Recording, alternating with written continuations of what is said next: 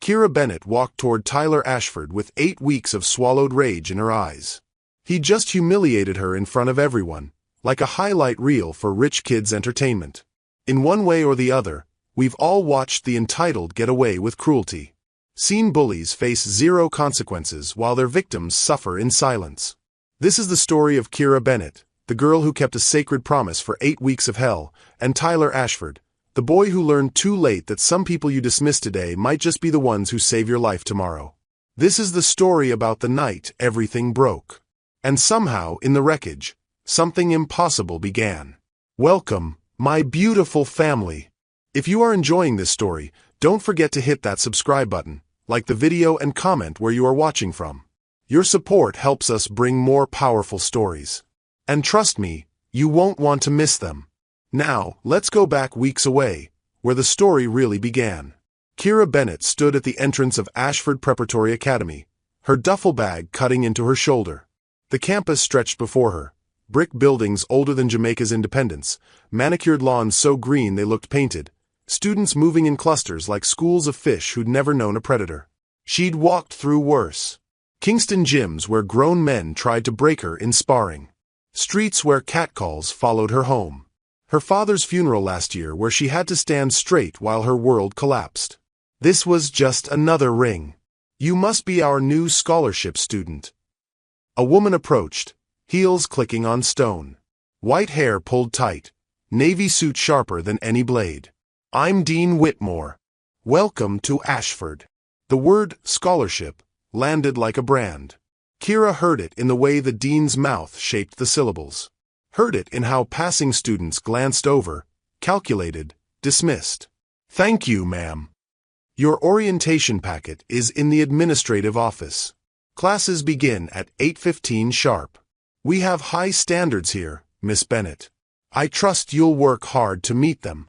Unlike the charity cases before you, the unspoken words hung between them. Kira nodded, kept her face smooth. Her father's voice echoed from memory. Smart fighters know when to slip the punch, baby girl. Save your strength for the bell. She missed him so much her chest ached. The dean walked away. Kira adjusted her bag and moved toward the main building. Her sneakers, clean but old, bought at a Kingston market 2 years ago, squeaked against the courtyard stone. Around her, girls wore boots that cost more than her mother's monthly rent. Boys carried backpacks with designer labels Kira only knew from airport advertisements. She'd known it would be like this. The scholarship letter had warned her. Elite institution, prestigious history, excellent opportunity. What it hadn't mentioned was how the air itself would feel expensive. How she'd be able to taste the difference between their world and hers. A group of girls passed, laughing at something on a phone. One glanced at Kira, took in her thrift store jacket and natural hair twisted back with a simple band, and whispered something that made the others giggle. Kira's hands formed fists in her pockets. No fighting unless absolutely necessary.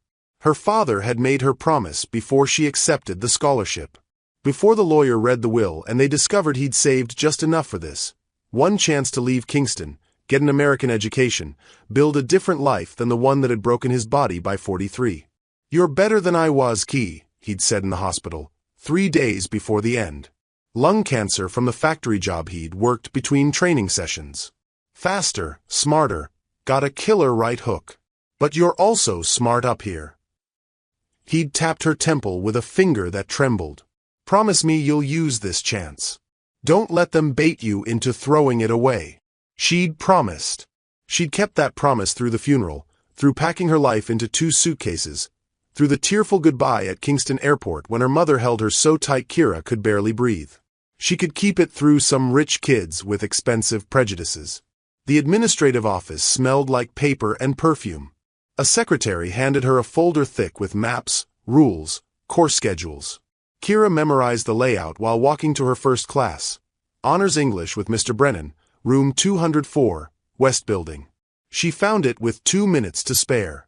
The classroom fell quiet when she entered. 20 faces turned toward her, evaluated, categorized. The teacher looked up from his desk. Ah, you must be Kira Bennett. Welcome. Take any open seat. Only 3 remained. 2 in the back corners, one in the middle beside a blonde girl who had her bag on the empty chair. Kira walked toward the middle seat. "Excuse me." The blonde girl looked up. Blue eyes traveled from Kira's face to her sneakers and back, slow as honey. "Oh, sorry. My friend's sitting there." "There's no one." "She's coming. Try the back." The classroom watched. Mr. Brennan cleared his throat but said nothing. Kira walked to the back corner, sat down, opened her notebook. Her hands didn't shake. That was good. Her father had taught her that too, how to keep your body quiet when your blood screamed for violence. The class began. Kira took notes on The Great Gatsby, on American dreams and green lights and people who destroyed themselves reaching for things they couldn't have. The irony wasn't lost on her. At lunch, she found Maya Collins. Maya was easy to spot, the only other black girl in the senior class, sitting alone in the cafeteria corner, reading a book with her sandwich untouched. She looked up when Kira approached, eyes wary. "Mind if I sit?" "Free country." Maya closed her book. "You're the new girl. From Jamaica." "Kingston." "Maya." "Boston. Been here since sophomore year on scholarship." She said the word flatly, like a diagnosis. Fair warning, it doesn't get easier. They just get better at being subtle. Kira sat down. Around them, the cafeteria hummed with privilege. Conversations about spring break in Aspen, summer homes in the Hamptons, college acceptances to schools that cost $70,000 a year. "How do you stand it?" Kira asked. Maya shrugged. "Remember why I'm here. Graduate, get into a good college, get out. 2 more months." She paused. "Also, noise-canceling headphones. And the rage that fuels democracy." Kira almost smiled. "Word of advice." Maya leaned forward. "Stay away from Tyler Ashford. That's him, 3 o'clock, holding court like Jesus at the Last Supper." Kira looked. He sat at the center table, surrounded by worshippers. Tall, blonde, built like someone who'd never missed a meal or worked a day that left calluses. He wore his uniform, white shirt, navy blazer, khakis, like it was custom-made. Probably was. His smile was wide and empty as a magazine advertisement. While Kira watched, he said something that made his whole table explode with laughter. A girl with dark hair touched his arm, leaning in close. He barely acknowledged her, too busy soaking in the attention. "Tyler Ashford," Maya continued. "Millionaire daddy, legacy admission, thinks his last name makes him king. Goes through girls like tissues. Cruel when bored, which is always." She bit into her sandwich. "He'll notice you eventually. New girl, pretty, don't worship him on sight. You're exactly his type. A challenge. I can handle entitled boys. Not like him." Maya's voice went serious. "I've seen him destroy girls for fun. Reputation, social life, mental health. Last year, a junior rejected him. He started rumors she was sleeping with teachers for grades. She transferred out by December, broken. And nobody stopped him? His father donates a new library wing every time Tyler gets in trouble. Money's louder than justice here." Maya looked at her. "Just stay off his radar. Graduate. Get out." Kira nodded. But across the cafeteria, Tyler Ashford glanced up, and for one brief second, his eyes met hers. He smiled. She looked away. Meanwhile, at the center table, Tyler Ashford was bored. Lacey Park was talking about prom dresses, her hand still on his arm like she had a right to it. They'd dated for 3 months last year, long enough for him to get what he wanted, short enough to avoid actual commitment. She kept hoping they'd get back together. He kept letting her hope because it was easier than direct rejection. "What do you think, Ty? The emerald green or the silver?" "Whatever you want, Lace." She pouted. He didn't care. Trevor Grant was describing some party this weekend. Kegs, someone's empty mansion, the usual. Tyler would probably go. Probably get drunk. Probably hook up with whoever made the least effort to play hard to get. God, he was tired of easy. Everything was easy. Classes he passed without studying because teachers loved the Ashford name. Girls who said yes before he finished asking. Friends who laughed at his jokes whether they were funny or not. His father had bought him a future before Tyler learned to walk. Ashford Preparatory to Yale to the family real estate empire, each step paved with money and inevitability. Sometimes Tyler wanted to scream just to hear what it sounded like. "Dude, you seeing this?" Trevor elbowed him. Tyler looked up. A girl walked across the cafeteria. New face, dark skin, natural hair twisted back, posture like a soldier. She wore the uniform badly, like it didn't fit right, like she was wearing borrowed clothes. Scholarship student. Probably. They got a few every year, charity cases who made the school look diverse in brochures. She sat down with Maya Collins, the other scholarship girl. They talked quietly, heads bent together, separate from the cafeteria's ecosystem. The new girl glanced over, caught Tyler staring, held his gaze for exactly 2 seconds, then looked away. Not looked away like she was shy. Looked away like he wasn't worth her time. Something flickered in Tyler's chest. Interest, maybe. Or irritation. Hard to tell the difference anymore. "Fresh meat," Trevor said, grinning. $10 says she's throwing herself at you by Friday. 20 says by Wednesday, Lacey added, jealousy sharpening her voice. Tyler smiled, the one that usually melted resistance like butter. "I'll take that bet." But he was still watching the new girl, watching how she sat, relaxed but ready, like she was used to guarding herself. Watching how she didn't glance back at him, didn't check if he was still looking. Every girl checked. Why wasn't she checking? The bell rang. Students scattered toward afternoon classes. Tyler grabbed his bag, already planning his approach. Nothing complicated, just introduce himself, turn on the charm, watch her melt like the others. Easy. Everything was always easy. He passed her in the hallway between third and fourth period. She was studying a campus map, slightly lost. Perfect. Need help finding something? Tyler stepped into her path, offering his best smile. She looked up. Gold brown eyes, sharp as glass. "I'm fine. I'm Tyler. Tyler Ashford. You're new, right? Kira Bennett." She stepped around him. He moved with her, blocking her path smoothly. "Let me guess. You're looking for room 310? Chemistry with Dr. Peterson? It's tricky to find. I could walk you. I'll manage." Her voice was polite. Final. "Come on, I'm just being friendly. New students need guides." "I don't need a guide. Excuse me." She walked past him, shoulders straight, not looking back. Tyler stood in the hallway, watching her go, smile frozen on his face. Behind him, Trevor laughed. "Looks like you're out $20, man." But Tyler wasn't thinking about the money. He was thinking about how she'd looked at him, or rather, how she hadn't.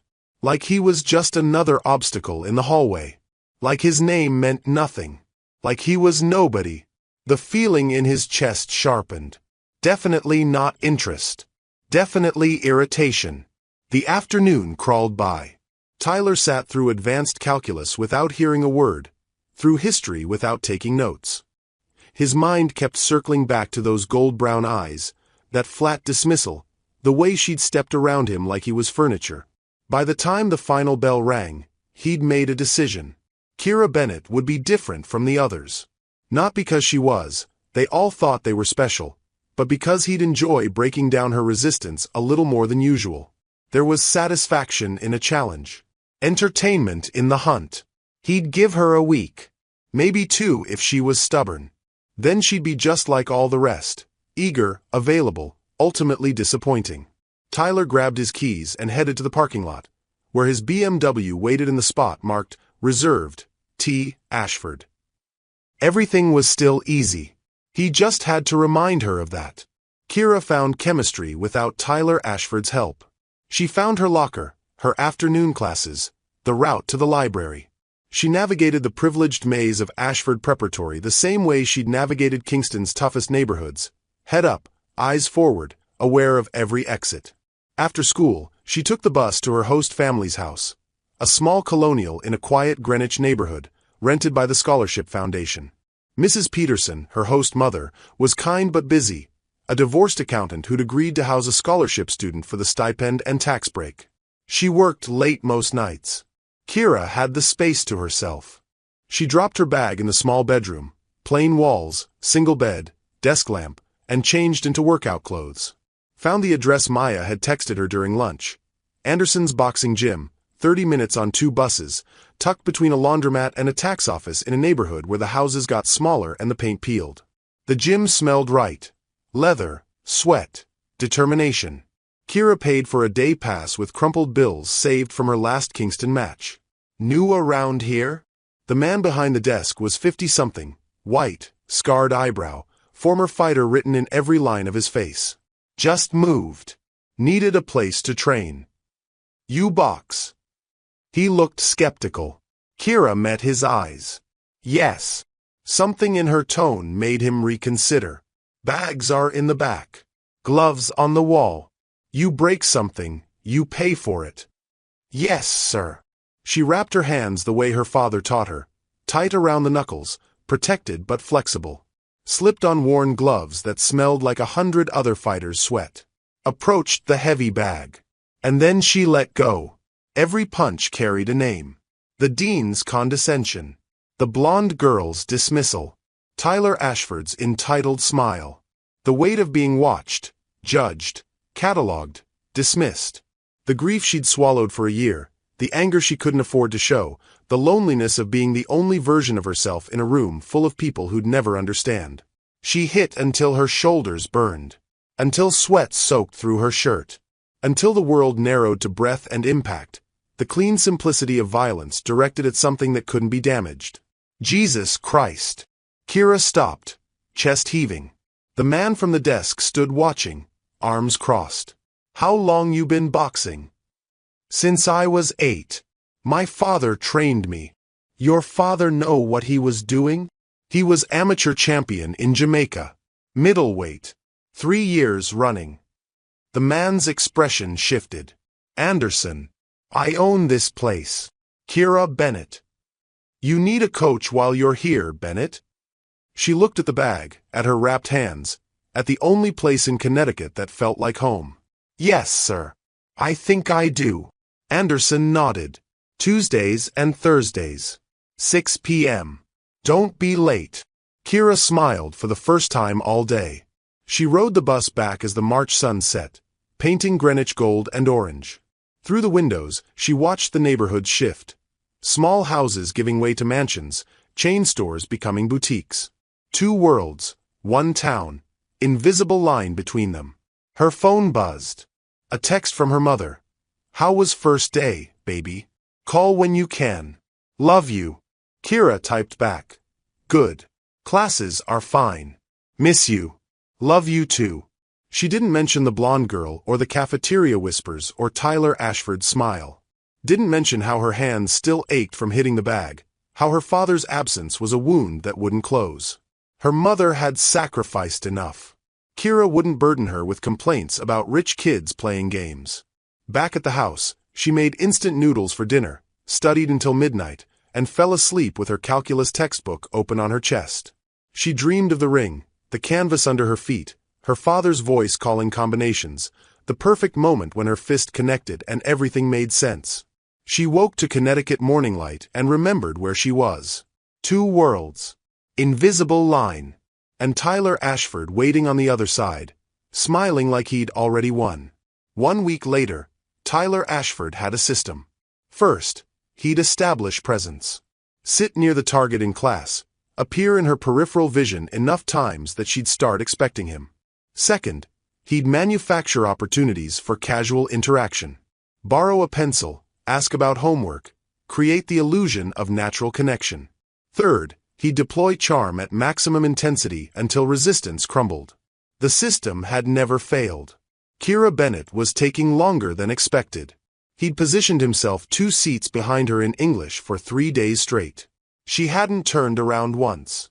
He'd asked to borrow a calculator in calculus. She'd handed it over without meeting his eyes, taken it back the same way. He'd complimented her essay analysis during class discussion. She nodded once and returned to her notes. It was like trying to get a reaction from a stone wall. Maybe she's just not interested, bro, Trevor said at lunch on Wednesday. Some girls have boyfriends. Nobody has boyfriends. Tyler bit into his sandwich harder than necessary. She's playing hard to get. They all do eventually. For a week straight? That's commitment. Lacey leaned across the table, her voice sugar-sweet and poisonous. Maybe she doesn't know who you are. Scholarship students don't exactly run in our circles. Tyler's jaw tightened. That was the problem, wasn't it? Kira Bennett walked through Ashford Preparatory like she existed in a separate dimension. She ate lunch with Maya Collins, studied alone in the library, disappeared after school to God knew where. She didn't attend parties, didn't follow the social media accounts that mattered, didn't seem to care about the invisible hierarchies that governed everyone else's lives.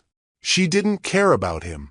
The realization sat in his stomach like spoiled food.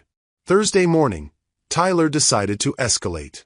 He waited outside her first period classroom, leaning against the wall with calculated casualness. When Kira appeared, walking with that same military posture, he pushed off and fell into step beside her. Hey, Kira. Got a minute? She kept walking. I have class. So do I. We're going the same direction. He flashed the smile that usually melted resistance. I wanted to apologize if I came on too strong last week. Sometimes I don't realize how intense I can be. It's fine. I was thinking, since you're new, maybe I could show you around Greenwich this weekend? There's this great coffee place downtown, and the harbor's nice when the weather's good. Just as friends. I'm busy. Sunday then? Or next weekend? I'm busy most weekends. They reached her classroom door. She stopped, finally looked at him directly. Those gold-brown eyes held no warmth, no interest, nothing but patience wearing thin. Tyler, I appreciate the offer. But I'm not interested in hanging out. I'm here for school. That's all. Come on, everyone needs friends. You can't just study all the time. I have friends. Maya Collins. He didn't hide his skepticism. She's kind of a loner herself. You should branch out, meet people who actually matter here. Something flickered in Kira's expression. Cold fire, there and gone in a heartbeat. People who matter, she repeated softly.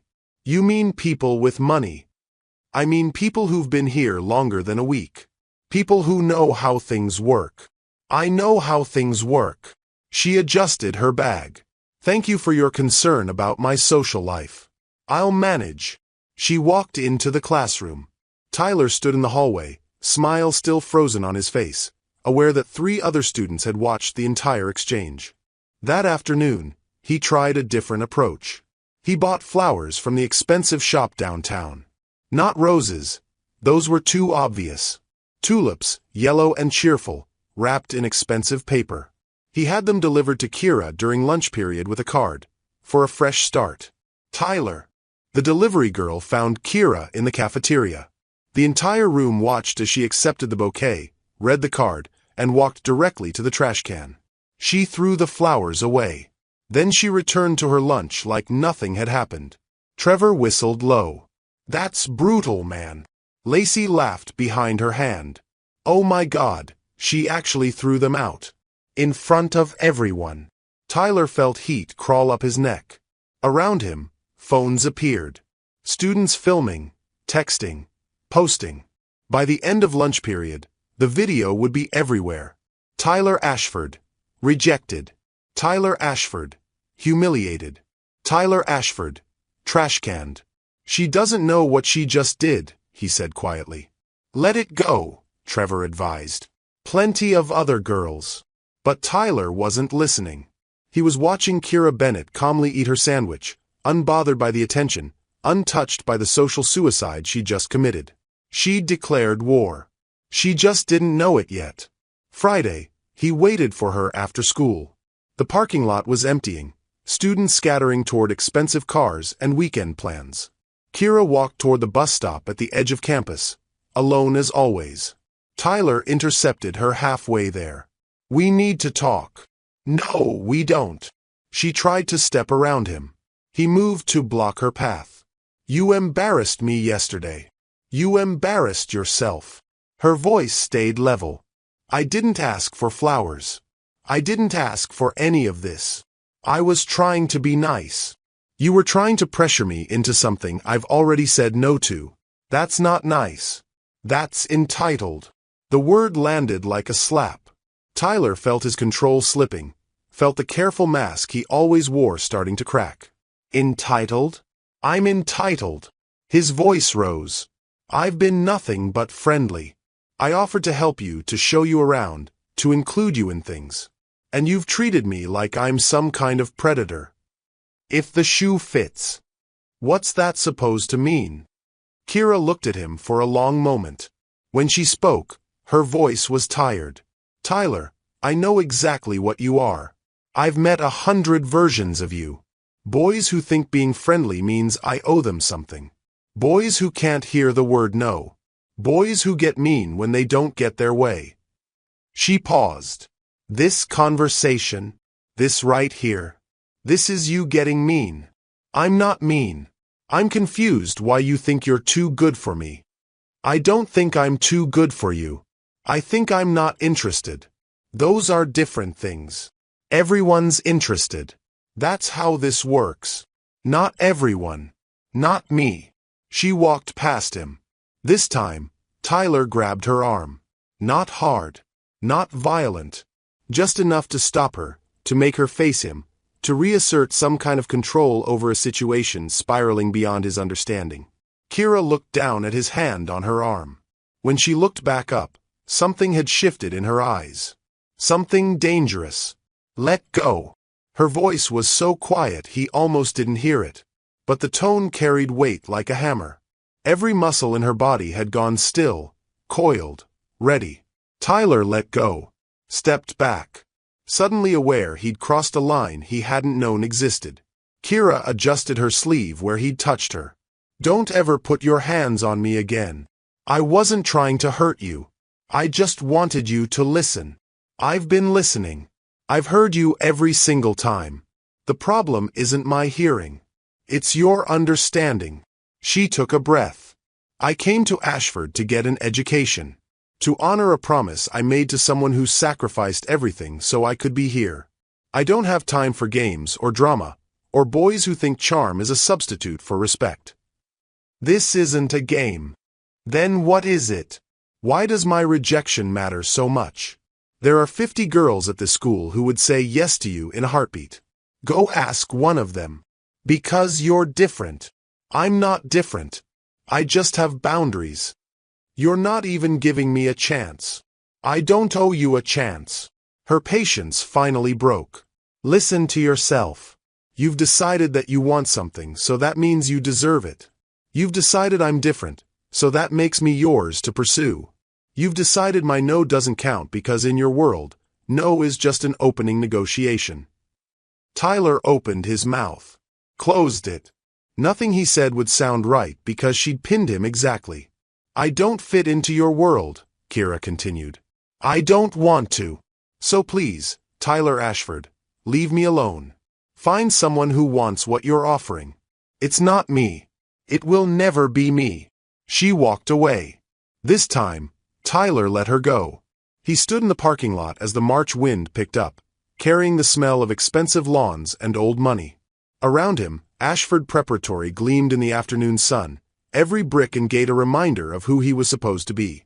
His phone buzzed. Text from his father. Dinner tonight. 7 sharp. Don't be late. Tyler got into his BMW. Sat in the leather seat his father had paid for, in the car his father had bought, on the campus his family name opened doors for. Everything in his life had been easy because his father made it easy. Everything came to him because the Ashford name demanded it. Except Kira Bennett. She didn't care about his name. Didn't care about his money. Didn't care about anything he'd built his entire identity around. And that made her dangerous.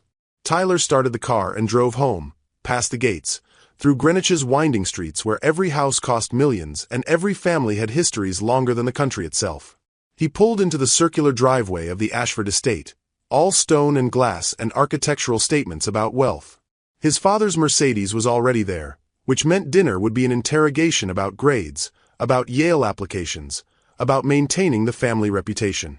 Inside, the house echoed. His mother had left years ago, traded Connecticut winters for a condo in Miami and a pharmaceutical sales rep named Derek. Tyler didn't blame her. Living with Raymond Ashford was like living inside a calculator, every interaction measured for profit and loss. "You're early," his father said from the study, not looking up from his laptop. "Surprising. Traffic was light. Sit down. We need to discuss your midterm reports." Tyler sat in the leather chair across from his father's desk.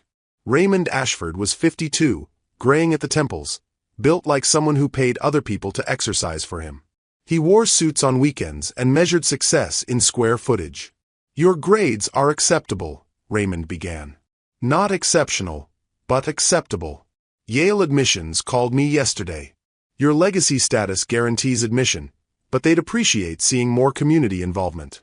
Volunteer work, charity events, leadership positions.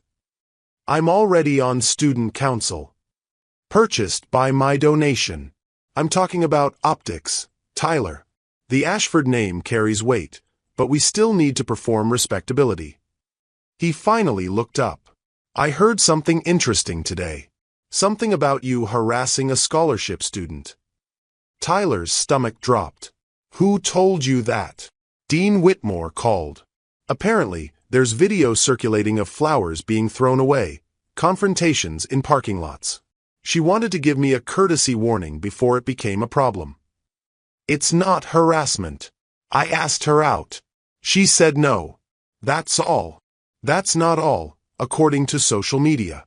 You've been persistent to the point of aggression." Raymond leaned back. "Let me be clear. I don't care who you date or don't date. I don't care about some scholarship girl's feelings. But I care very much about our family's reputation and your chances at Yale. Nothing happened. I didn't do anything wrong. Perception matters more than truth. If this escalates, if she files a complaint, if this becomes a scandal, it affects me. It affects our business. Do you understand?" "Yes." "So drop it. Find some other girl to chase. Preferably someone whose family won't sue us." Raymond returned to his laptop. "Dinner's at 7. Don't be late." Dismissed, Tyler went upstairs to his room. Spacious, expensive, empty.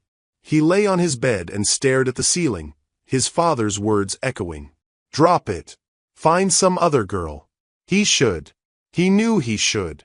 But knowing didn't change the bitter taste in his mouth. Didn't change how Kira's rejection had exposed something rotten in him, something he'd never had to face before. His entire life, Tyler had gotten what he wanted. Not because he earned it, but because the world was built to give him things. Money opened doors. His name cleared paths. Obstacles disappeared before he reached them. Kira Bennett wasn't an obstacle. She was a mirror. And Tyler hated what he saw reflected there. His phone lit up with messages. Trevor asking about weekend plans. Lacey asking if he was okay. 3 other girls from school sending variations of, "Heard what happened. That girl's crazy. You deserve better." He ignored them all. Outside his window, the sun set over Greenwich. Expensive houses glowed warm in the twilight.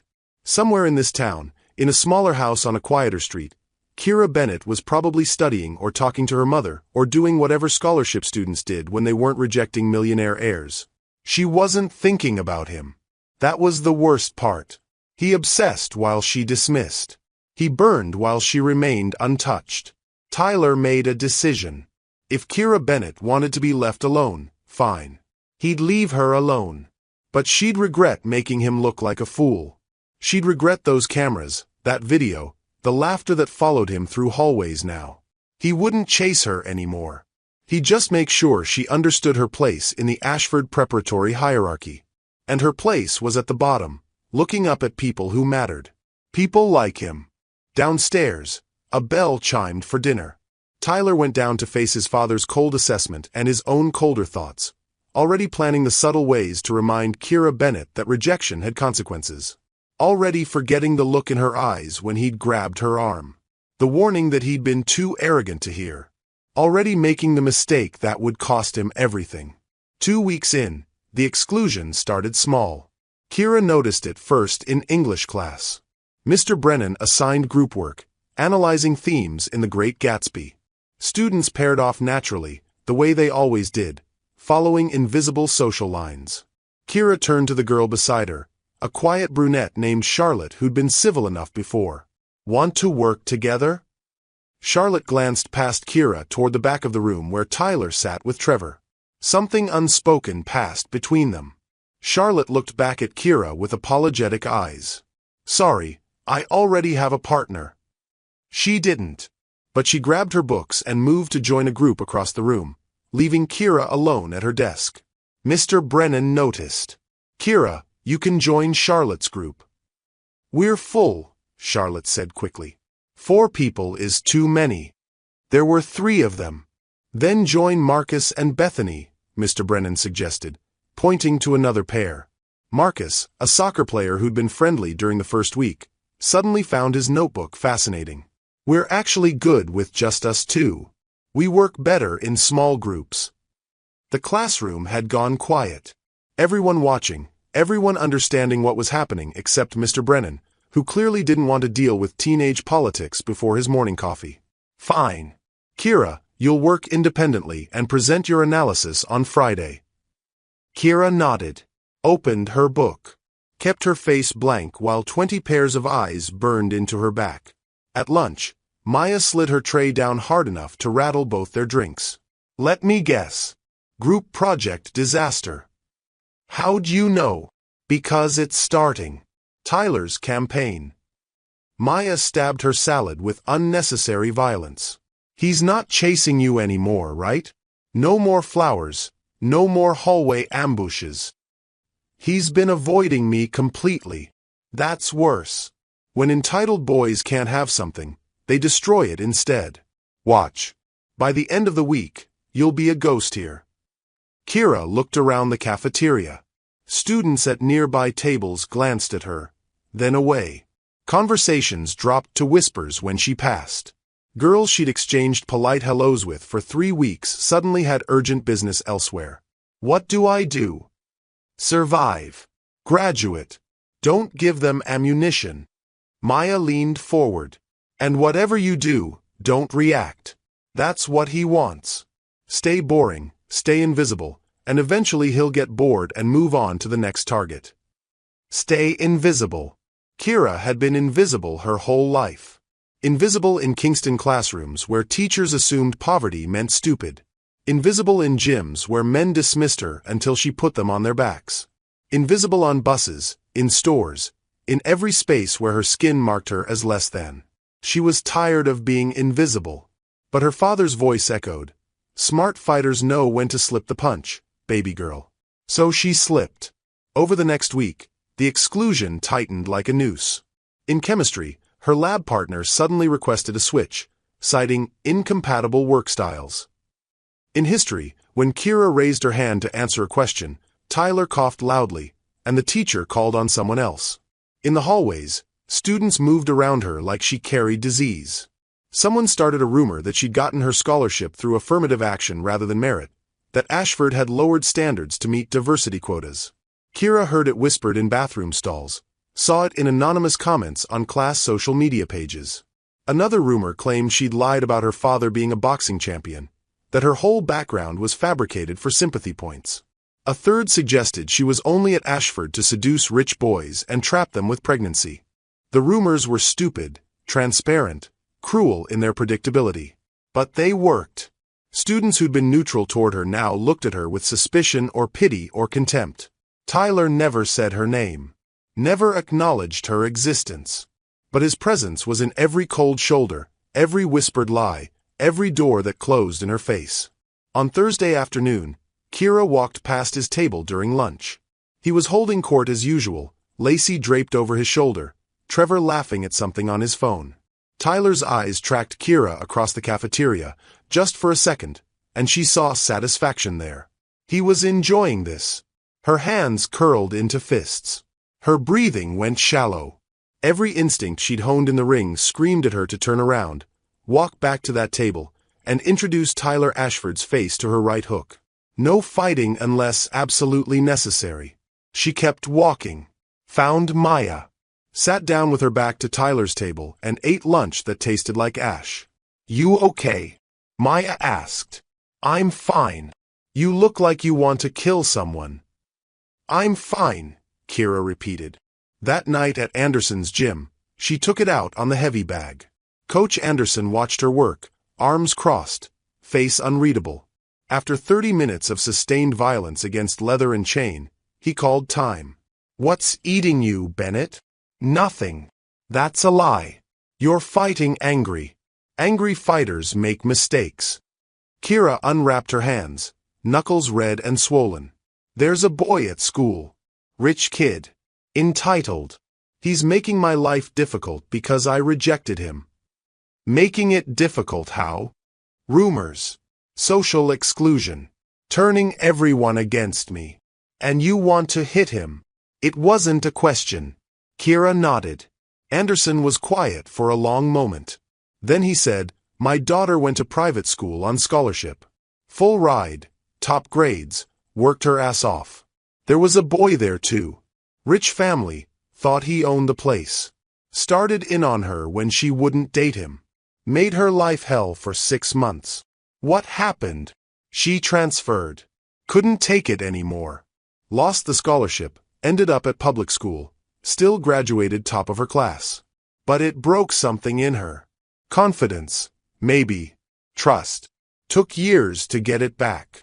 Anderson met Kira's eyes. "I'm telling you this because I know what you're thinking. You're thinking if you hit him once, hard enough, he'll stop. He'll learn. Everyone will see you're not someone to mess with. Would that be wrong? No. But it would be stupid. You hit him, you lose everything. Scholarship gone, school gone, promise to your father gone. He walks away with a bruise. You walk away with nothing."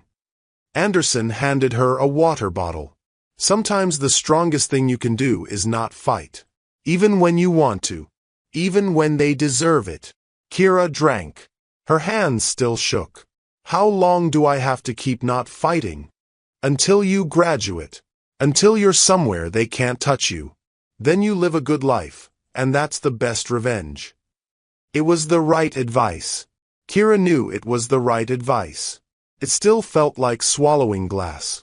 She rode the bus home as April rain started to fall, turning Greenwich streets dark and slick. Through the windows, she watched expensive houses glow warm against the storm. Families having dinner together, safe in their bubbles of privilege. Tyler Ashford was probably in one of those houses right now, eating food he didn't cook, living a life he didn't earn, planning new ways to make her suffer for the crime of saying no. At her host house, Mrs. Peterson was working late again. Kira made instant ramen, tried to study, gave up after reading the same paragraph 6 times. Her phone rang. Her mother, calling from Kingston where it was already late evening. "Hey, baby. How's everything?"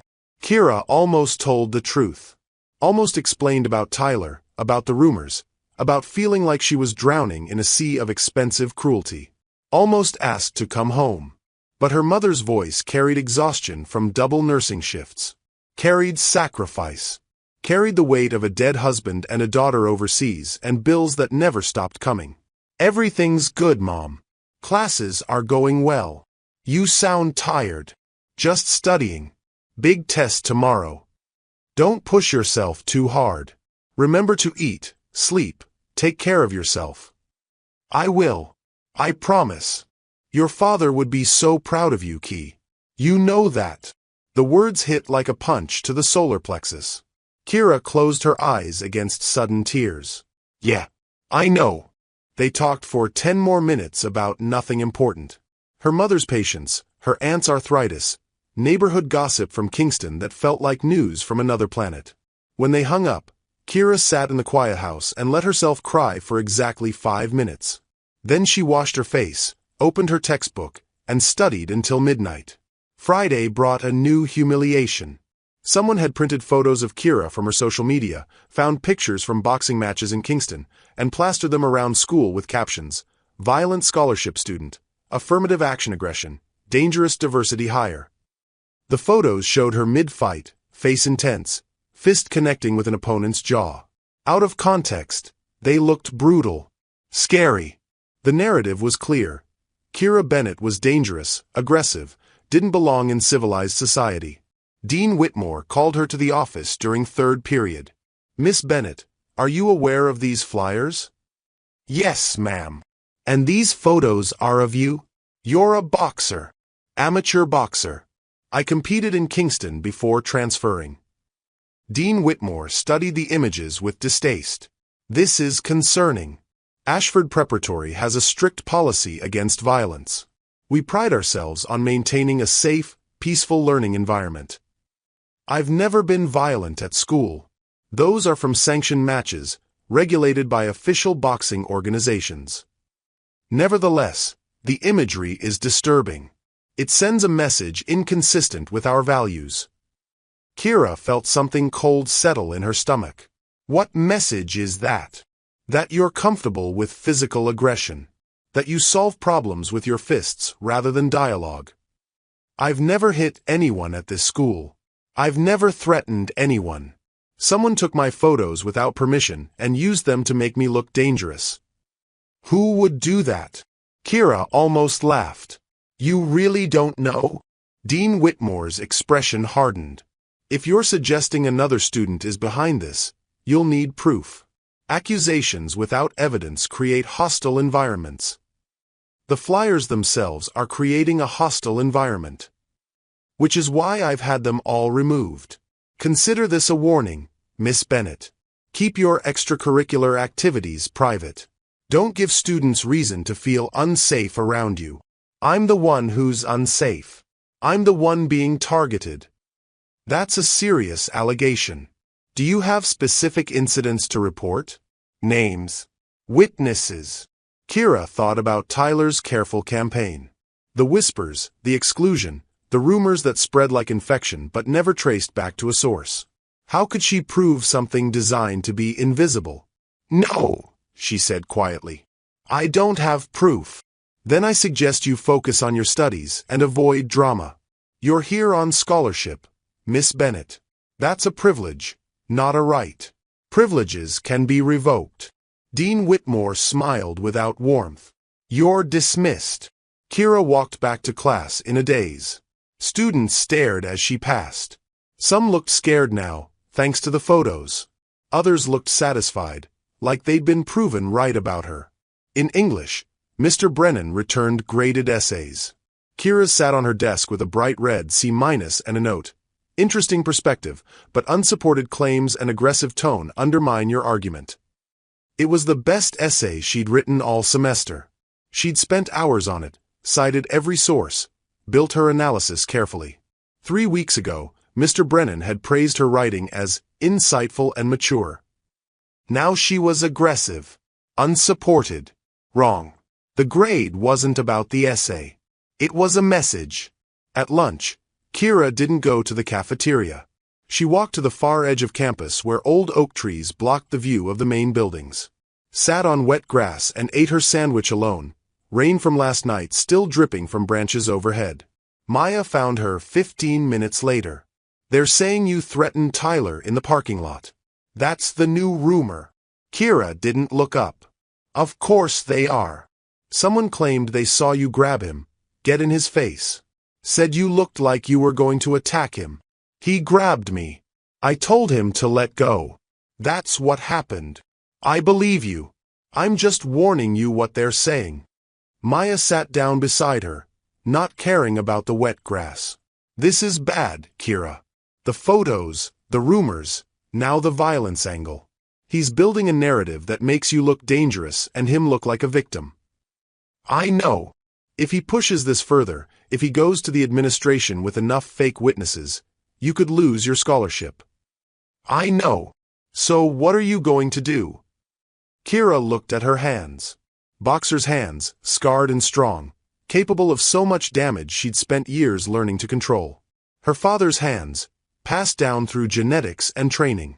Smart fighters know when to slip the punch. But her father had never told her what to do when the punches came from all sides. When slipping meant standing still while your opponent beat you down. When the smart move felt like dying slowly. "I'm going to survive," Kira said finally. "I'm going to graduate. And then I'm going to leave this place and never think about Tyler Ashford again." Maya nodded. 2 months.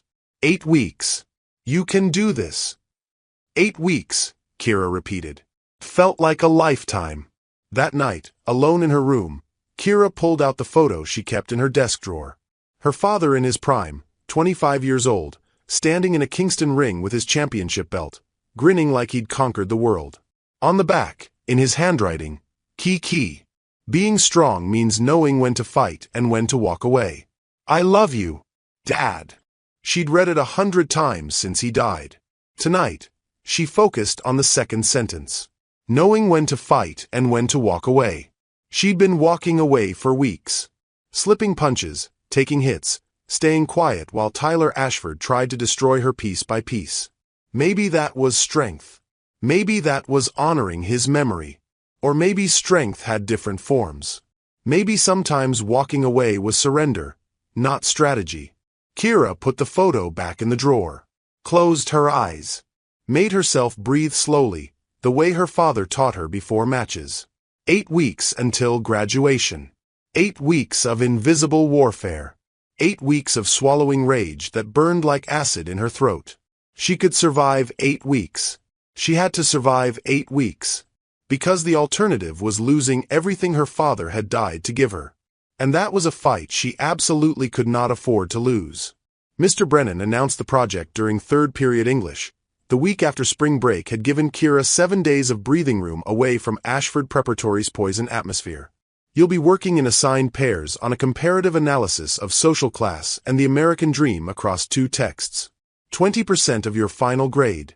Due May 10th. I've already made the partnerships based on complementary skill sets."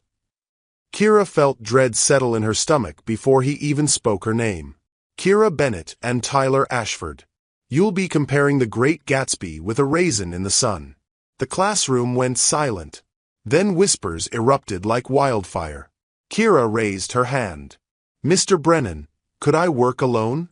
I don't mind doing twice the work. The assignment requires collaboration and peer review. No exceptions. Then could I switch partners? I'm sure someone else would prefer to work with Tyler." Mr. Brennan looked at her over his reading glasses, sympathy and exhaustion warring in his expression. He knew what was happening between her and Tyler. Every teacher knew. They just didn't want to deal with it.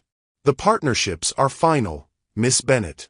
You're both intelligent students. I'm sure you can put aside personal differences for academic purposes." He turned back to the board. "You'll need to meet outside of class time. I expect documentation of your collaboration process along with the final paper." Across the room, Tyler sat motionless. His face showed nothing. But Lacey beside him whispered something that made him shake his head, jaw tight. After class, Kira waited until the room emptied before approaching Mr. Brennan's desk. "This isn't fair." He didn't look up from his papers. "Life rarely is. You know what he's been doing to me. The rumors, the exclusion, everything. And now you're forcing us to work together. I'm forcing you to complete an academic assignment. What happens outside my classroom isn't my jurisdiction." Finally, he met her eyes. "Miss Bennett, I understand this is difficult. But you're both graduating seniors. You can handle 3 weeks of professional collaboration." "He's not going to collaborate. He's going to sabotage me. Then document it. Keep records of your meetings, your contributions, your communication. If he fails to participate, it will reflect in his grade, not yours." Mr. Brennan softened slightly. "You've written excellent work this semester despite everything. Don't let Tyler Ashford take that from you." Kira left the classroom feeling like she'd been handed a prison sentence. Maya found her at lunch, already knowing. "The universe hates you. Apparently. You have to work with him. For 3 weeks. Meet outside of class, document everything, produce a joint paper. Kira pushed food around her tray. It's designed to torture me. Or it's designed to make you quit. Drop the class, take the failing grade, lose the scholarship. Maya leaned forward. That's what he wants. Don't give it to him. So what do I do? Treat it like business. Meet in public places. Keep everything professional. Record every conversation if you have to. He tries anything, you have proof. Kira nodded, but her stomach churned. 3 weeks of forced proximity with someone who'd spent the last month trying to destroy her. 3 weeks of documented collaboration with her tormentor, smiling for teachers while he sharpened knives behind her back. Her phone buzzed. Unknown number, but the message was clear. Library after school today. 4 p.m. We need to set meeting times for the project. Tyler. Kira texted back. Fine. See you there. Professional. Distant. Survivable. The afternoon dragged. Kira couldn't focus in chemistry. Nearly burned herself during a lab because her mind was elsewhere. In calculus, she solved problems mechanically, her hands moving while her thoughts spiraled. At 3:55 p.m., she walked to the library with Maya beside her. Want me to stay? Sit at another table, just in case. No. I need to do this alone. Kira squeezed her friend's hand. But thank you. Maya left reluctantly. Kira found a table near the reference section where the librarian, Mrs. Patterson, had clear sight lines. Witnesses mattered now. Everything mattered. Tyler arrived at exactly 4 p.m. He looked different somehow. Tired, maybe. His usual confident swagger had dulled to something more careful. He wore jeans and a plain navy sweater instead of his typical expensive brand names.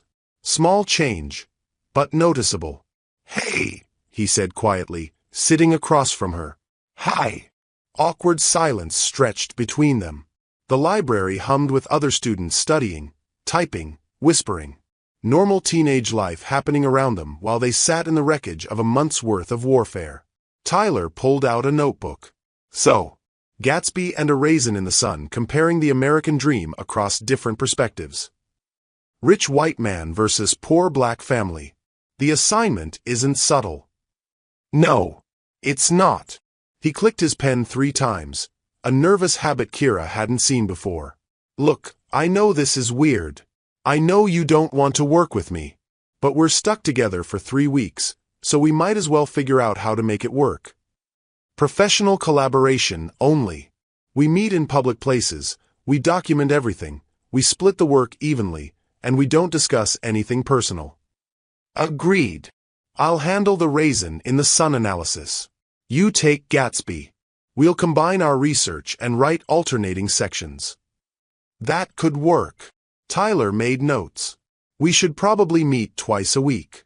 Tuesdays and Thursdays? Here in the library. Fine. And we'll need to meet at least once outside school to put the final paper together. Mr. Brennan requires proof of in-depth collaboration. Kira's jaw tightened. Where? My house. It's big enough that we can work in the study. Plenty of space. My father's never home anyway. He caught her expression. Or somewhere else. Coffee shop downtown? Wherever you're comfortable. Coffee shop. Public. Neutral ground. Okay. Tyler wrote that down too. When he looked up, something in his face had changed.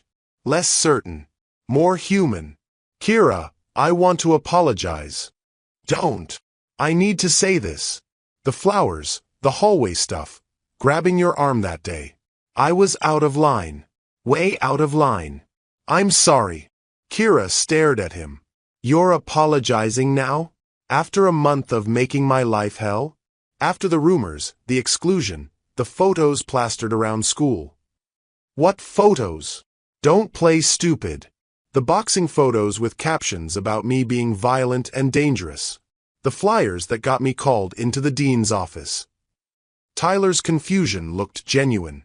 I don't know what you're talking about. I didn't make any flyers. But you started the rumors. You turned everyone against me. I stopped talking to you. I told people we didn't get along. That's all. He leaned forward. Kira, I was angry and embarrassed, and I acted like a child about it. But I didn't create flyers or call you dangerous or report you to anyone. That's not my style. Then whose style is it? Tyler was quiet for a moment. Then, reluctantly, probably Lacey's. Or some of the other girls who thought they were defending my honor or whatever. I didn't ask them to, and I didn't know about the photos until after they'd been taken down. You could have stopped them. You're right. I could have. I should have. He ran a hand through his hair. I'm not good at this. At taking responsibility or seeing past my own ego. But I'm trying to be better. This last month has been a wake-up call. Kira wanted to believe him. Part of her, the part that was exhausted from fighting, wanted to accept the apology and move forward. But another part remembered the satisfaction in his eyes when he'd watched her eat lunch alone. Remembered his hand on her arm, his entitlement, his casual cruelty. Tyler, I appreciate the apology. But words are easy. Actions matter. And your actions destroyed my first semester here. I know. Do you? Do you actually understand what it's been like? Walking into school every day knowing people are whispering about me, avoiding me, believing lies about who I am? Having teachers grade me harder because they think I'm aggressive? Worrying that any wrong move might cost me my scholarship? Tyler looked down at his hands. No. I don't understand that. I've never had to worry about losing anything. Exactly. You've never had consequences. So forgive me if I don't trust your apology. That's fair. They worked in silence for the next 40 minutes. Kira outlined her approach to a raisin in the sun, focusing on the younger family's struggle against systemic racism and economic barriers. Tyler sketched his analysis of Gatsby's impossible dream and the corruption of wealth. Their ideas were actually compatible. Both texts explored how the American dream failed people, just in different ways. The comparison wrote itself. At 5:30 p.m., Tyler closed his notebook. Same time Thursday? Yes. Kira, one more thing. He hesitated. I know you don't trust me. I get it. But for what it's worth, I really am sorry. Not because we have to work together, but because you were right. About everything. I was entitled and cruel, and you deserved better. Kira studied his face, looking for manipulation, for the performance she'd seen 100 times before. She found something else instead.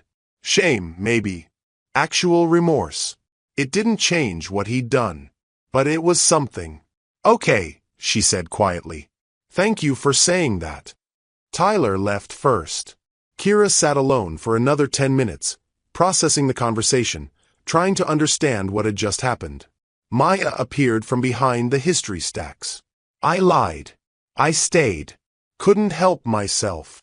Did you hear everything? Enough. He sounded almost human. Maya sat down. Still don't trust him. Me neither. But we have to work together, so I might as well make it bearable. Just be careful. Abusers apologize all the time. Doesn't mean they've changed. Kira knew Maya was right. Knew she should maintain walls, keep her guard up, treat this as purely transactional. But something in Tyler's expression had been different. Real, maybe. Or maybe she was just tired of fighting. Thursday's meeting went smoother. They discussed themes, traded research notes, began outlining the paper's structure. Tyler was prepared, focused, actually listening when she talked instead of waiting for his turn to speak. He asked about her interpretation of Walter Lee's character arc. She asked about his take on Daisy's complicity in Gatsby's death. They disagreed on some points, found common ground on others. It felt almost normal. Your analysis of the younger family's resilience is really insightful, Tyler said at one point. The way you connected their struggle to broader themes of dignity and self-determination. I hadn't thought about it that way. Kira blinked. Thanks. You're a good writer. Better than me, honestly. You're not bad. Your Gatsby interpretation is solid. High praise from someone who got an A on every essay before I ruined your reputation. The bitterness in his voice surprised her. Self-awareness didn't suit Tyler Ashford. It made him seem smaller, more human, less like the villain she'd constructed in her mind. "Why are you being nice?" Kira asked suddenly. Tyler looked up from his notes. "What?" "This. The apology, the collaboration, actually listening to me." "Why now? What changed?" He was quiet for a long time. Students moved around them, the library clock ticked towards 6, and Tyler Ashford, millionaire heir and former tormentor, struggled to find words. "My father called me a disappointment 3 weeks ago," he finally said. "Not because of grades or Yale or anything that actually matters. Because Dean Whitmore told him I was harassing you, and it made our family look bad." Made him look bad. That must have hurt. You'd think. But it didn't. And that's what scared me. Tyler met her eyes. I realized I didn't care what he thought. Didn't care about his approval or his money or his plans for my life. The only thing I cared about was that I'd become exactly like him. Cruel for sport. Powerful for the sake of power. Hurting people because I could. Kira didn't know what to say. "I don't want to be him," Tyler continued. "I don't want to be someone who destroys people for saying no. Someone who thinks money makes them immune to being a decent human being. So I'm trying to change. Probably failing, but trying." "That's a start. Is it enough?" "I don't know yet." Honest answer. Tyler nodded, accepting it. They worked until the library closed at 6. Walked out together into the April evening, spring finally warming Connecticut after a brutal winter. The campus was empty, most students already gone home. "Can I give you a ride?" Tyler offered, then immediately backtracked.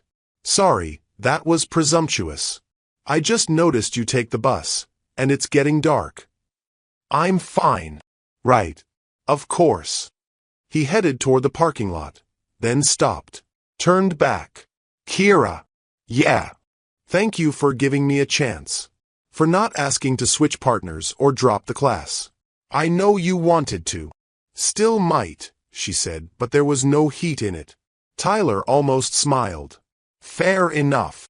He drove away in his BMW. Kira walked to the bus stop, her mind churning with confusion and unwanted sympathy and the realization that Tyler Ashford was more complicated than she'd wanted to believe. Hating him had been simple. Understanding him was dangerous.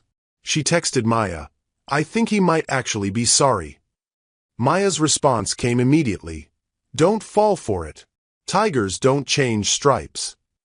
But riding the bus home through Greenwich's darkening streets, watching expensive houses light up like beacons, Kira wondered if that was true. People changed. Her father had changed from angry street fighter to patient coach. Her mother had changed from grieving widow to fierce survivor. Kira herself had changed from Kingston boxer to Connecticut scholar. Maybe Tyler Ashford could change too. Or maybe she was being naive, and this was just another game he played better than she did. Either way, they had 2.5 more weeks of forced collaboration. 2.5 weeks to discover if his apology meant anything. 2.5 weeks to see if the boy who'd tried to destroy her could become someone worth forgiving. Kira got off at her stop and walked to the small house she still didn't call home, carrying questions heavier than any textbook. While the late April rain poured, the project was going too well. Kira noticed it during their third meeting, watching Tyler explain his interpretation of Gatsby's parties as desperate attempts at belonging. He spoke with genuine passion, his usual performance mask slipping to reveal someone who actually cared about ideas, about meaning, about something beyond his own reflection. "The green light isn't really about Daisy," he said, leaning over their shared notes. "It's about the impossibility of the dream itself. Gatsby spends years building this perfect version of himself, but it's all hollow because it's based on becoming someone he's not. Performing wealth instead of having it," Kira added. "Exactly.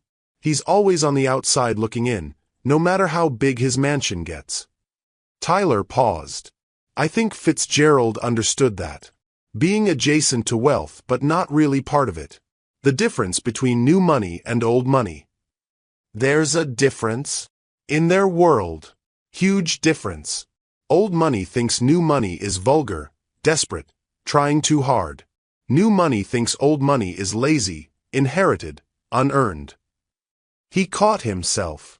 Not that I'm defending any of it. The whole system is rotten. Kira studied him. You sound like you actually believe that. I'm starting to. They worked in comfortable silence after that, the library's quiet hum surrounding them. Outside, April rain streaked the windows, turning the world gray and soft. Other students came and went, but Kira barely noticed them anymore. She was too focused on the paper taking shape between them, the way their different perspectives created something stronger than either could manage alone. At 5:30, Tyler's phone buzzed. He glanced at it, and his whole body went tense. Everything okay? Kira asked. My father. He wants me home for dinner. Tyler typed a response, jaw tight. I need to leave soon. We can pick this up Thursday. Actually, I was wondering. He looked up. Are you free Saturday? We could meet at that coffee shop downtown. Spend a few hours really diving into the comparative analysis section.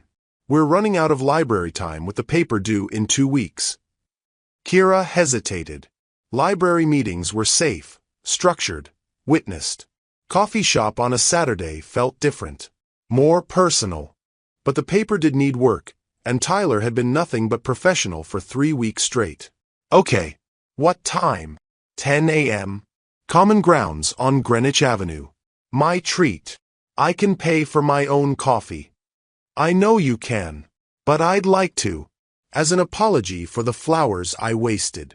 He almost smiled. Please. Fine. 10 a.m. Saturday. Tyler gathered his things quickly, that tension still evident in how he moved. I'll see you then. And Kira? Thank you. For working with me on this. The paper's really good. He left before she could respond. Maya appeared from the computer section 5 minutes later. She'd been giving them space during meetings, but still checked in afterward. He left early. Trouble in paradise. His father called. He looked stressed about it. Good. He should be stressed. But Maya's tone was less sharp than usual. I'll admit, he's been surprisingly decent. Still don't trust him, but he's trying. I know. That's what confuses me. Kira packed her own bag. It would be easier if he was still awful.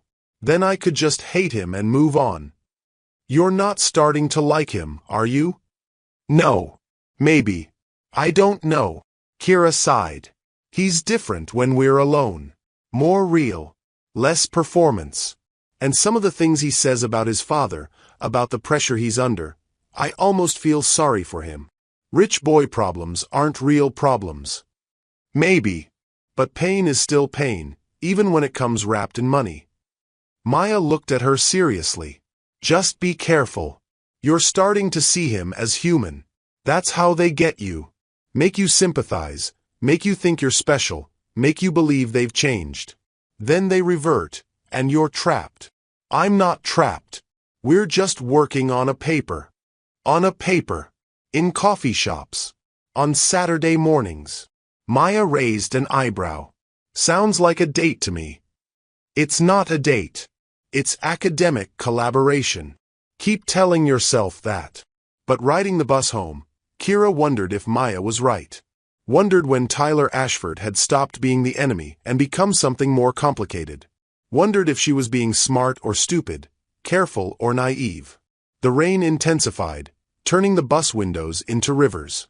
Kira watched Greenwich blur past, thinking about green lights and impossible dreams and boys who performed versions of themselves until they forgot who they really were. Saturday morning arrived cold and wet, spring refusing to commit fully. Kira dressed carefully, jeans and a bright yellow sweater her mother had sent from Kingston, hair in a high ponytail. Not trying too hard. Just present. Common Grounds smelled like espresso and pastries. Tyler was already there, sitting at a corner table with 2 coffees and what looked like nervous energy barely contained. Hey, I got you a latte. Hope that's okay. If not, I can get something else. Latte's fine. Kira sat down, setting her laptop and notes on the table. You okay? You seem jumpy. Just tired. Didn't sleep well. He pushed the coffee toward her. Should we start with the comparative analysis section? I outlined some ideas Thursday night.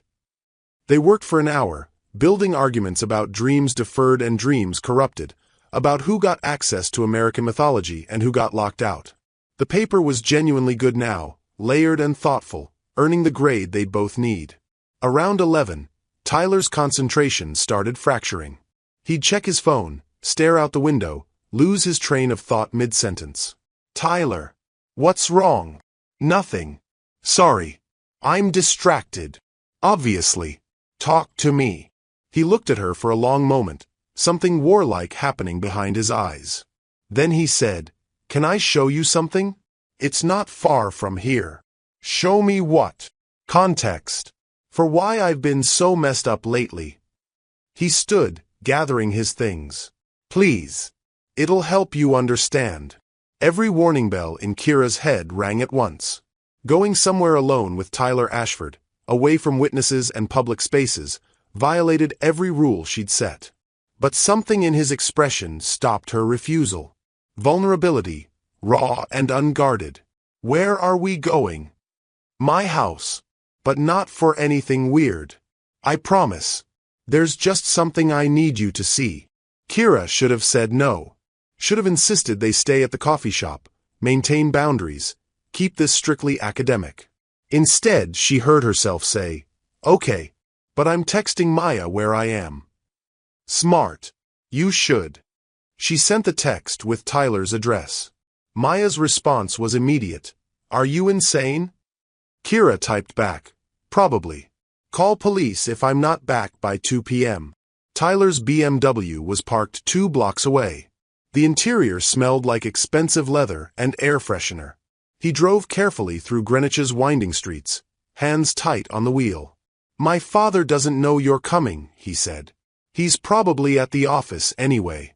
Saturday's a work day for him. Does he ever not work? Christmas. Sometimes. If the deals are slow. Tyler turned onto a private road. My mother left when I was 14. Couldn't handle his control anymore. She calls on my birthday, sends cards at holidays, but that's about it. So it's mostly just him and me in a house too big for 2 people who barely speak. The Ashford estate appeared through the trees, all stone and modern glass and architectural statements about wealth. It looked like something from a magazine spread, beautiful and cold and utterly lifeless. Tyler parked in the circular driveway. He's not here. His car's gone. Inside, the house echoed.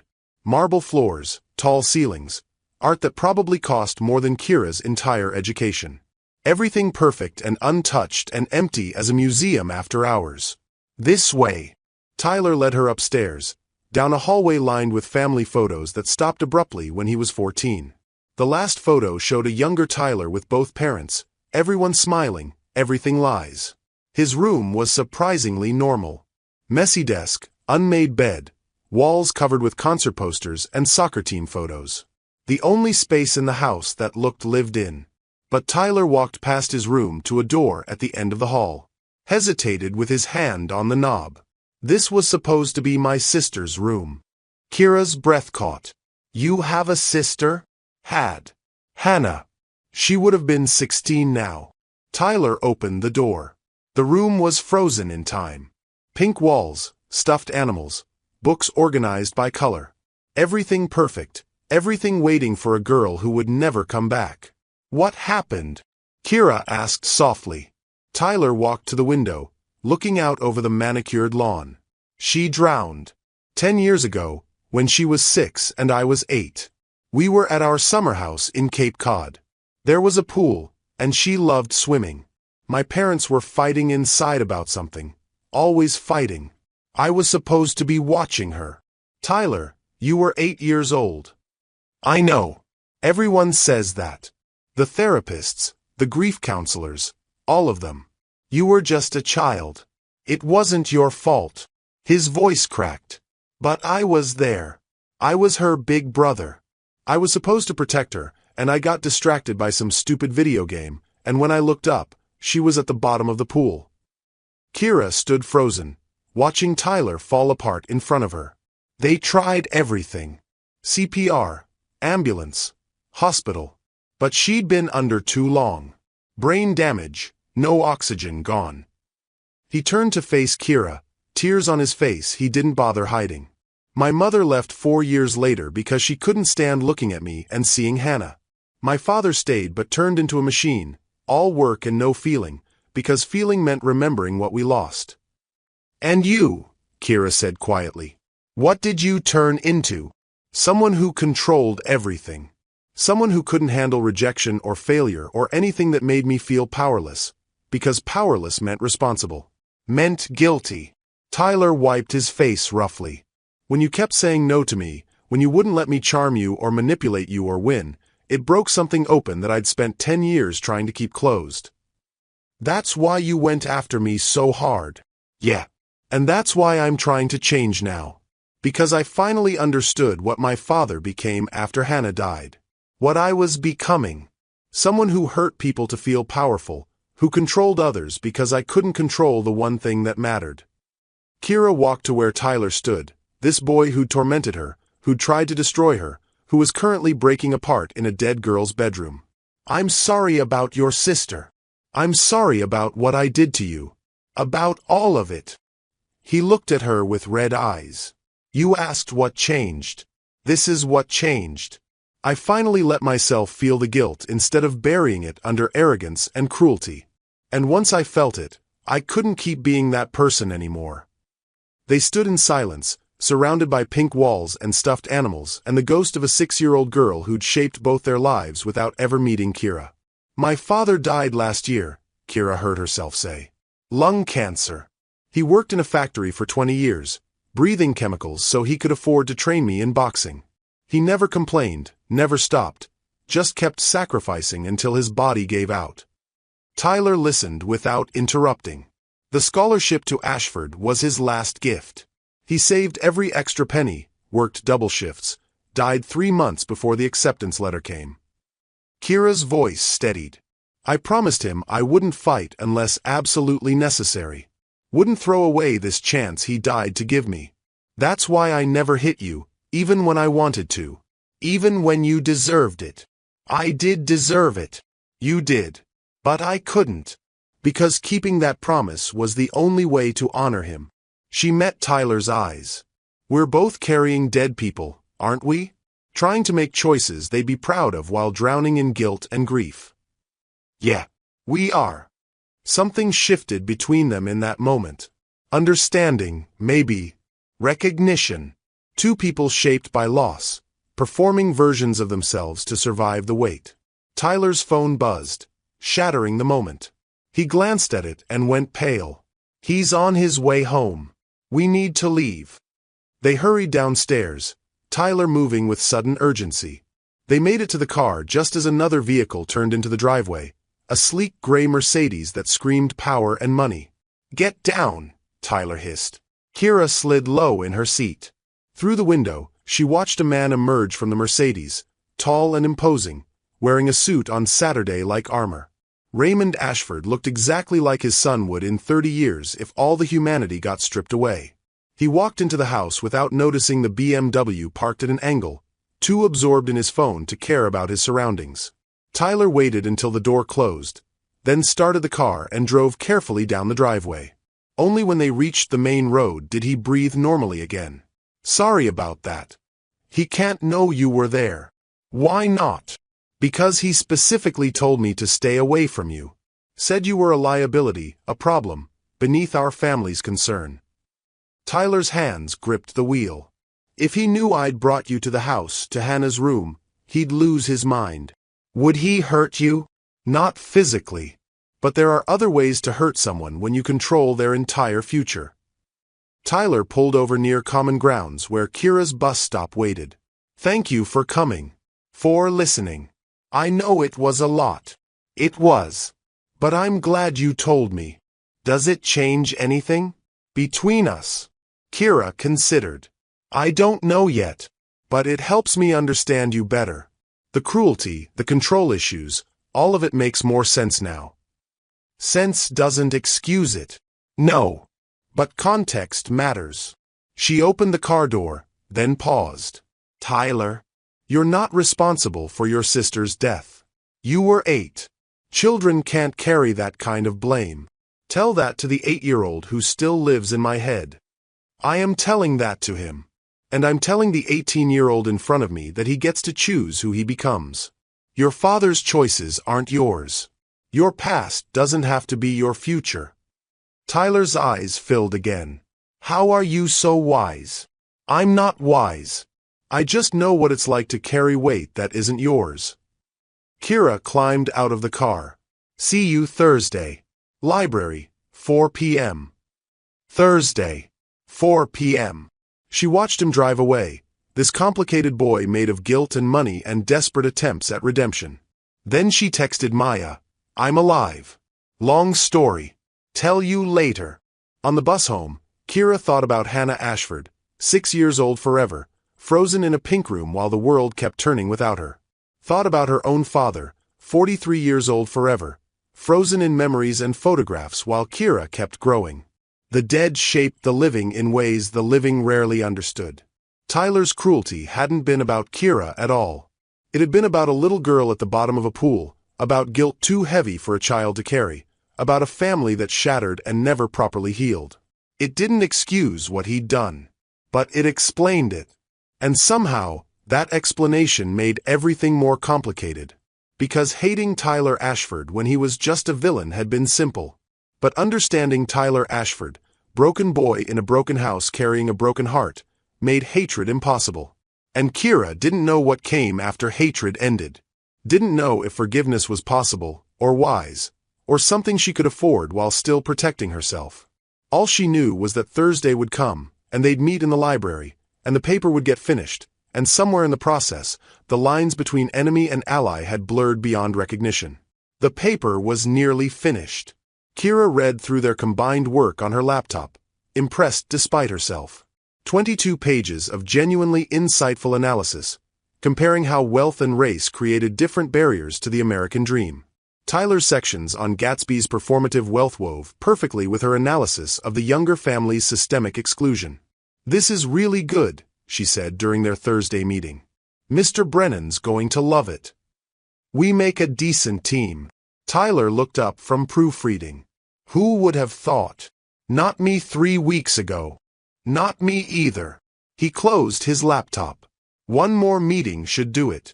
Final edits, bibliography formatting, making sure everything flows. We're actually ahead of schedule.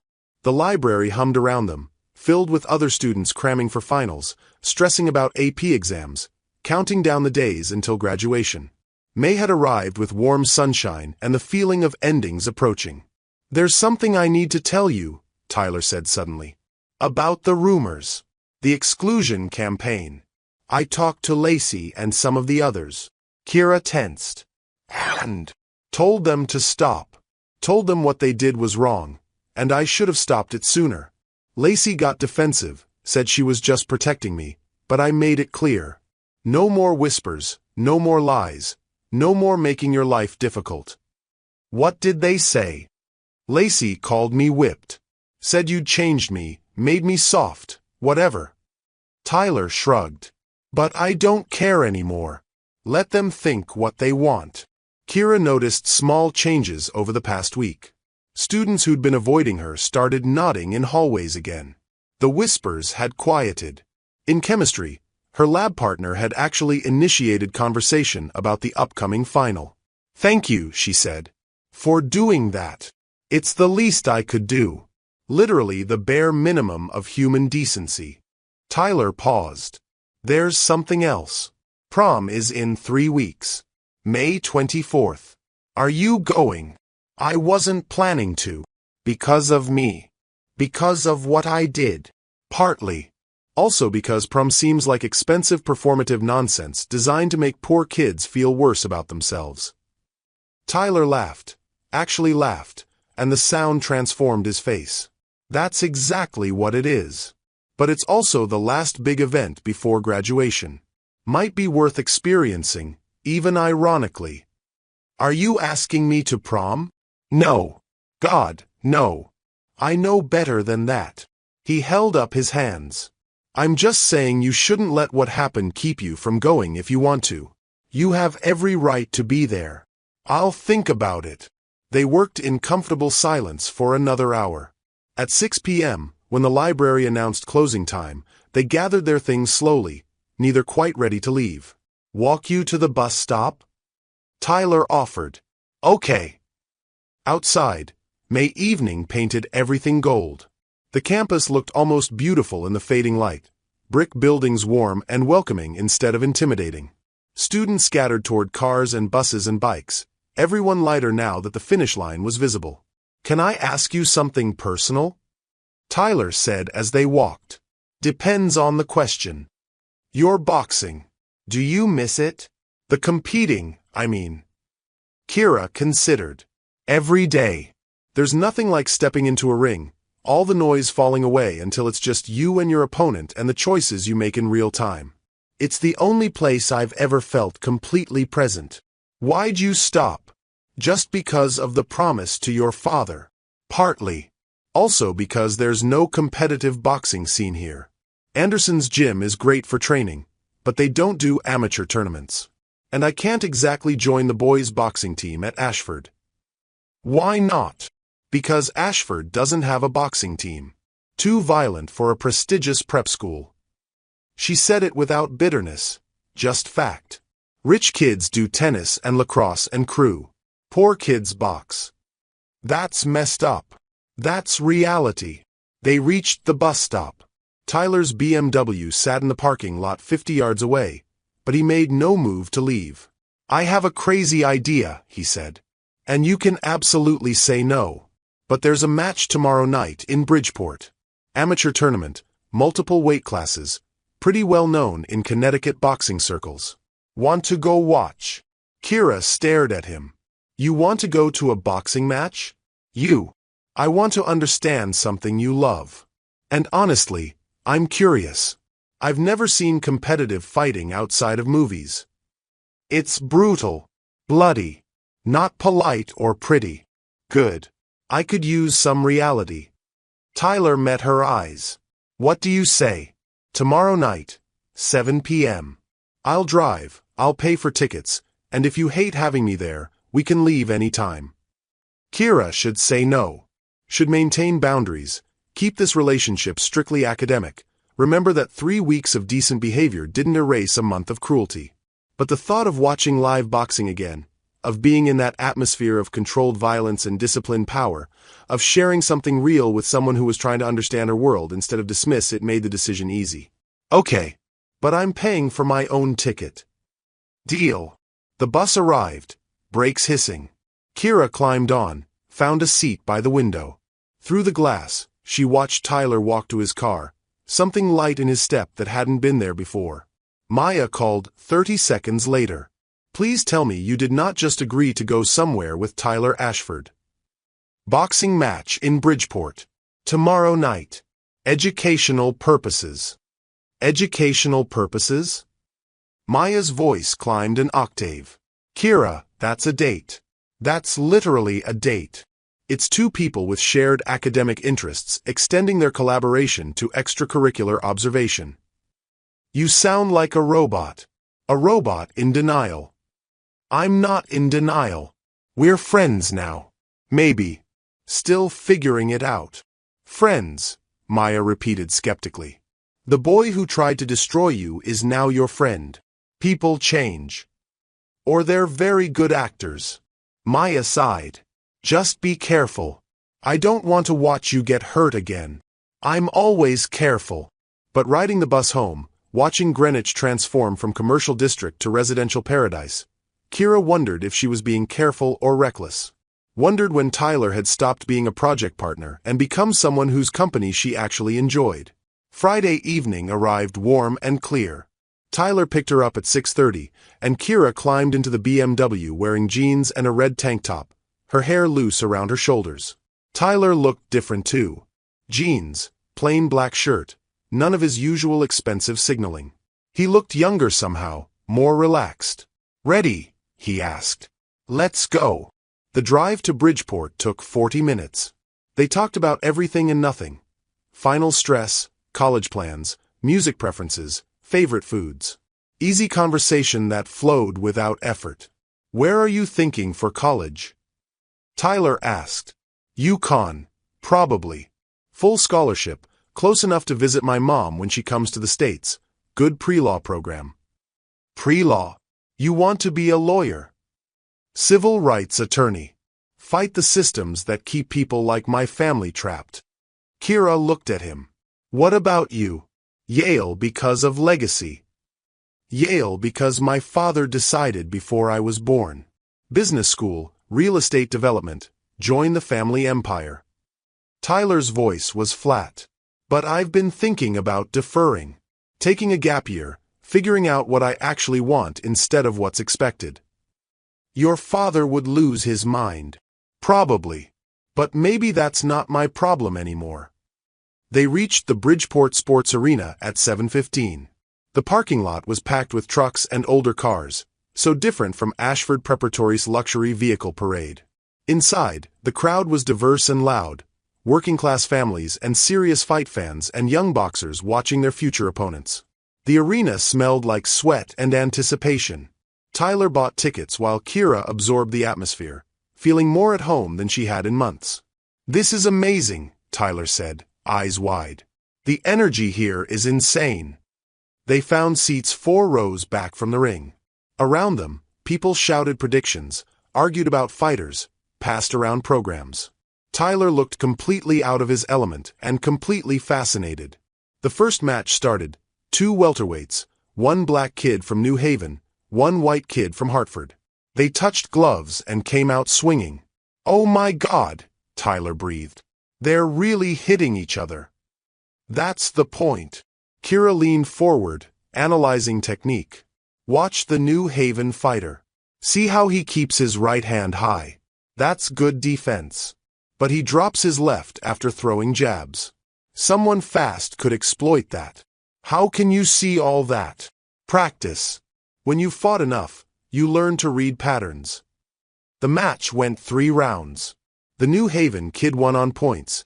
Good defense overcoming aggressive offense. Tyler watched transfixed, flinching at big hits, shouting encouragement by the end. Between matches, they got water from the concession stand. Tyler insisted on buying, and Kira was too happy to argue. Thank you for bringing me, he said. This is incredible. So raw and real and nothing like my usual world. Your usual world is pretty raw. Just hidden behind expensive clothes. True. Tyler took a drink. But this is honest violence. Consented to, regulated, respected. There's something pure about it. The next match featured a female fighter, a muscular Dominican woman from Bridgeport fighting a taller opponent from Stanford. The crowd roared when she landed a perfect combination, body shot to uppercut that sent her opponent stumbling. That's what I want to do, Kira said quietly. Compete again. Feel that. Why don't you? No opportunities here. No team, no coach who can get me into tournaments, no time to build a record. What if I could help with that? Kira looked at him. What do you mean? Anderson's gym. The owner, he knows people, right? What if I talked to him, asked about getting you into some matches? I could sponsor you, pay entry fees, whatever it takes. Tyler, no. I can't accept your money. It's not charity. It's an investment in someone talented who deserves a chance. He turned to face her fully. You gave up boxing for Ashford. You kept a promise to your father, even though it meant killing part of yourself. Let me help you get it back. Kira felt tears threaten.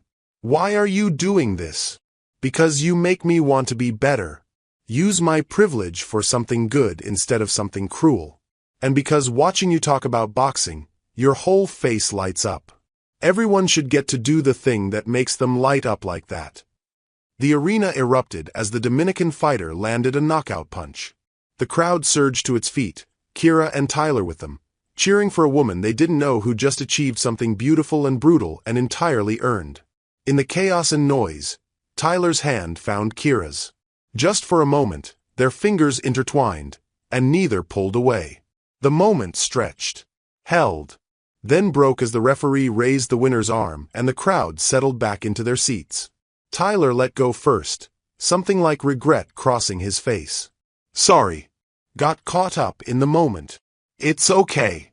But Kira's hand still tingled where he'd touched her, and her heart beat faster than the boxing explained. They watched 3 more matches, Tyler asking questions, Kira explaining technique and strategy and the art of controlled violence. By the time they left at 10 p.m., Tyler was hoarse from shouting and Kira was grinning so wide her face hurt. The drive home felt different. Charged, somehow. Full of unspoken things neither was ready to name. Thank you, Kira said as they merged onto the highway. That was the best night I've had since moving here. Same. And I mean that. Tyler glanced at her. Can I be honest about something? Always. I'm terrified I'm going to mess this up. Our friendship, or whatever this is. I'm terrified I'll revert to who I was, say something cruel out of habit, hurt you again without meaning to. Then don't.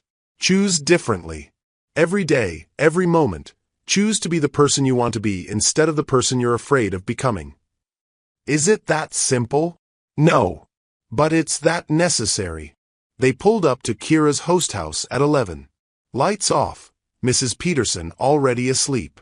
The street was quiet, suburban peaceful, miles away from the Bridgeport Arena's raw energy.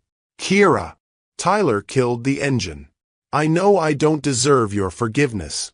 I know I hurt you badly, and 3 weeks of decent behavior doesn't erase that.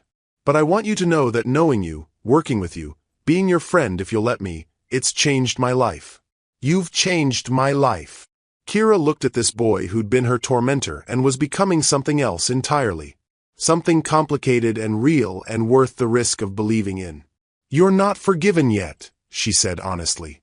But you're getting there. Keep choosing right, Tyler. Keep being this version of yourself. I will. I promise. She got out of the car, then leaned back through the window. Same time Tuesday. Library, final paper edits. Tuesday, 4 p.m. Wouldn't miss it. Kira walked to the house, feeling Tyler's eyes on her back. When she reached the door, she turned and waved. He waved back, then drove away into the Connecticut night. Inside, Kira leaned against the closed door, heart racing, mind spinning, everything suddenly more complicated than it had been that morning. She'd gone to a boxing match with Tyler Ashford. She'd held his hand. She'd felt something when he smiled at her. And worst of all, she'd started to care about him. Not despite who he'd been, but because of who he was becoming. Maya was right. This was dangerous territory. But Kira had spent her whole life in rings, facing opponents bigger and stronger and meaner than her. Maybe she could handle one more dangerous fight. Even if this time, the opponent was her own heart. The paper earned them an A+. Mr. Brennan returned it on Tuesday with a note. Exceptional work. Your collaboration produced insights neither of you would have reached alone. Well done. Tyler grinned at Kira across the classroom. She smiled back, feeling pride and something warmer she wasn't ready to examine. That was a week ago. Before everything shattered. The breaking started small, the way catastrophes always do. On Wednesday, Lacey cornered Tyler in the parking lot after school. Kira was walking to the bus stop when she heard raised voices and detoured to investigate. You're taking her to prom? Lacey's voice carried across the lot. Tyler, are you insane? I'm not taking her. We're going as friends. A group of us. Tyler's tone was defensive. It's not a big deal. It's a huge deal. Everyone's talking about how she's got you wrapped around her finger. How the scholarship girl played you like a violin. That's not what's happening. Then what is happening? Because from where I'm standing, you've gone from king of this school to her lapdog in 6 weeks. Kira stopped behind a car, hidden but close enough to hear everything. I'm not her lapdog. We're friends. She's actually decent, unlike most people here. She humiliated you. Or did you forget the flowers in the trash? The video that went viral. I deserved that. I was harassing her. You were interested in her. There's a difference. Lacey's voice turned calculating. Your father called mine yesterday. Asked if the rumors about you and the scholarship girl were true. He's not happy, Tyler. This could affect Yale, affect your future, affect everything. Tyler went quiet. Kira held her breath. I don't care what my father thinks. You should. He controls your trust fund, your college tuition, your entire life. Cross him over some girl you barely know, and you'll lose everything. She's not some girl. She's Kira. And I'm not crossing anyone. I'm just living my life. By making the rest of us look bad? By abandoning the people who've been your friends since freshman year? By choosing her over us? I'm not choosing anyone over anyone. Why does it have to be a choice? Because she doesn't belong here, Tyler. She never will. And the sooner you accept that, the sooner things can go back to normal. Kira had heard enough. She walked away before the conversation could gut her further, before Tyler could respond, before she could learn whether he'd defend her or cave to pressure. The bus ride home blurred. Lacey's words echoed. She doesn't belong here. She never will. Kira knew it was true. Had always known. But hearing it stated so plainly, hearing Tyler's friends treat her like a problem to be solved rather than a person to be known, it scraped something raw inside her. That night, Tyler texted, I'm sorry you heard that. Lacey's wrong about everything. Kira didn't respond. He texted again, please talk to me.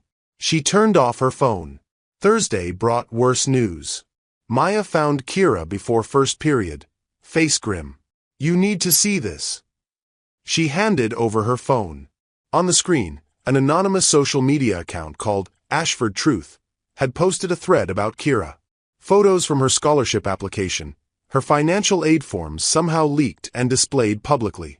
Her mother's salary, her father's death certificate, the modest house in Kingston. Every private detail of her life exposed and mocked. The captions were vicious. This is who Tyler Ashford is defending. Gold digger who saw a meal ticket and played it perfectly. Scholarship fraud who probably lied on her application. Diversity hire who doesn't meet Ashford's standards. Below each post, comments piled up. Some students defending her, but more joining the attack. Laughing at her poverty, questioning her right to attend Ashford, suggesting she'd seduced Tyler for money. Who did this? Kira's voice shook. Anonymous account. Created yesterday. But look at the information they have. Financial records.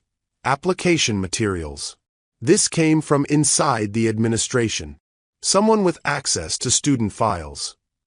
Or someone whose father donates enough to get access. Maya looked at her seriously. I don't want to believe Tyler did this. But his father has connections to everyone at this school. And Lacey was just threatening him about his future. Tyler wouldn't do this. Are you sure? Because a week ago, you would have said he'd never humiliate you at prom either. Kira's stomach dropped. What are you talking about? Maya showed her another post, this one from a verified student account. A video teaser, prom night surprise for our favorite scholarship student. Don't miss it. May 24th. The post had 300 likes and counting. They're planning something, Maya said. Something public. And either Tyler's part of it, or he knows about it and isn't warning you. He'd warn me. Would he? When his father's threatening his future. When his friends are pressuring him to choose sides. Maya grabbed Kira's shoulders. Don't go to prom. Whatever they're planning, don't give them the chance. But Kira was already walking away, pulling out her phone, calling Tyler's number. He answered on the second ring. Kira, thank God. Did you see the posts? Did you do this? What? No. Of course not. Then who did? Who has access to my financial records, Tyler? I don't know. But I'll find out. I promise. Are you planning something for prom? Silence. Too long. Too damning. Tyler, are you planning something? Not me. But I heard some of the guys talking. They think it would be funny to, I don't know, do something. A prank or whatever. I told them to drop it. What kind of prank? I don't know the details. I swear. But Kira, don't let them scare you away from prom. You have every right to be there. Do you want me there? Another pause. Yes. Of course I do. Then prove it. Find out what they're planning and stop it. Or I'll assume you're part of it. She hung up before he could respond. The week crawled toward prom night like an execution date. The anonymous posts continued, each one more vicious than the last. Photos of Kira's neighborhood in Kingston, mocking captions about poverty. Screenshots of her mother's nursing license, suggestions she'd bribed someone for the scholarship. Tyler tried to talk to her 3 times. She avoided him each time, watching from a distance as he argued with Trevor and other senior boys, as Lacey whispered in his ear, as the pressure mounted from all sides. On Friday, his father's Mercedes appeared in the school parking lot. Raymond Ashford, tall and imposing, walked into the administrative building with the confidence of someone who owned everything he touched. He left 30 minutes later. Tyler followed, face pale, shoulders hunched. That afternoon, the anonymous account posted one final message. Prom night. Main ballroom. 9 p.m. Special presentation for Kira Bennett. You won't want to miss this. Maya begged her not to go. Anderson, when she told him at the gym, advised the same. Even Mrs. Peterson, her host mother who barely spoke to her, suggested staying home. But Kira thought about her father. About the promise she'd kept for months, swallowing her pride, avoiding fights, taking abuse to honor his sacrifice. She'd kept that promise long enough. If they wanted to humiliate her publicly, fine. But this time, she wouldn't run. This time, she'd face them head-on. And if Tyler Ashford was part of it, she'd face him too. May 24th arrived warm and clear. Kira spent the afternoon at a salon Maya had recommended, letting a stylist work magic on her hair and makeup. She'd bought a dress with the last money from her Kingston savings, a simple but stunning emerald green that hugged her curves and made her skin glow. When she looked in the mirror, she barely recognized herself. This wasn't the exhausted scholarship student or the invisible boxer. This was someone powerful, someone who refused to hide. Maya picked her up at 7 in her brother's car, wearing a gorgeous purple dress. They decided to attend together, united front against whatever waited. You look incredible, Maya said. So do you. Last chance to back out. Not a chance. The Ashford Preparatory Gymnasium had been transformed into something from a magazine. Lights, decorations, a DJ booth with professional equipment. Students in expensive formalwear danced and laughed and performed perfection. Kira and Maya walked in together. Conversations stuttered to silence. Everyone stared. Tyler stood near the refreshment table, wearing a perfectly tailored suit, hairstyled, looking like old money personified. His eyes found Kira across the room, and something complicated passed over his face. Relief, regret, fear. He started toward her. Trevor grabbed his arm, whispered something. Tyler shook him off and kept walking. Kira, you came. Did you think I wouldn't? I hoped you would. You look beautiful. Is it happening? The thing you wouldn't tell me about. Tyler's jaw tightened. I tried to stop it. I swear I tried. But they wouldn't listen, and my father said if I made a scene defending you, he'd cut me off completely. Yale, trust fund, everything. So you chose Yale over doing the right thing. I chose not to make everything worse. I thought if I stayed quiet, let it happen, it would blow over and I could help you deal with the fallout after. Kira felt something crack inside her chest. You thought wrong. At 8:45, Dean Whitmore announced prom court results. 5 couples called to the stage for king and queen voting. Tyler and Lacey were among them, old traditions dying hard. The crowd applauded. Tyler looked miserable in the spotlight, Lacey radiant beside him. At 9 p.m., the music stopped. Before we announce prom king and queen, the DJ said, voice amplified through speakers, we have a special presentation. A tribute to one of our most interesting students this year. The lights dimmed. A projection screen descended behind the stage. Kira's face appeared, 10 feet tall, Then the montage began. Photos from her scholarship application. Her modest Kingston home. Her father's death certificate. Financial documents showing exactly how poor she was, how much aid she received, how charity had bought her seat at Ashford. But that was just the beginning. Someone had edited footage from her boxing matches, slowed down the most violent moments, added captions. This is what we let into our school. Violent. Aggressive. Dangerous. Scholarship fraud who manipulated her way in. The crowd watched in silence. Some looked uncomfortable. Others grinned. On stage, Tyler's face had gone white. He grabbed the microphone from the DJ. Turn it off. Right now. Let it play, Trevor called from the crowd. Everyone should see who they're defending. The video continued. Now it showed screenshots of text messages. Kira's conversations with Tyler, taken out of context to make it look like she'd been pursuing him, manipulating him, using him for money and status. The messages were real but twisted. Thank you for everything became gold digging. I appreciate your help became manipulation. Private words made ugly through selective editing. Kira stood frozen in the center of the ballroom. 400 students watching her life dissected, her privacy shredded, her dignity destroyed for entertainment. And on stage, Tyler Ashford held a microphone with shaking hands, his face a mask of horror, standing beside Lacey who couldn't quite hide her satisfaction. The final image appeared on screen. Kira and Tyler leaving the Bridgeport boxing match, his hand in hers, caught by someone's camera. The caption read, "From scholarship charity to trophy girlfriend. The American dream in action." Laughter rippled through the crowd. Not everyone, but enough. Enough to echo, to burn, to brand this moment into Kira's memory forever. The lights came up. The DJ fumbled with equipment, trying to restart the music. Dean Whitmore pushed through the crowd toward the AV booth. Too late to matter. Tyler jumped off the stage, still holding the microphone. This is wrong. This is cruel and wrong, and whoever did this should be ashamed. You did this, Kira said quietly. But the microphone caught it, amplified it through the speakers. Maybe not directly. But you knew it was coming. You chose not to stop it. You chose them over me. I tried to stop it. I did everything I could. Everything except actually stand up to them. Everything except risk something that mattered to you. Kira felt tears threaten but refused to let them fall. Not here. Not for these people.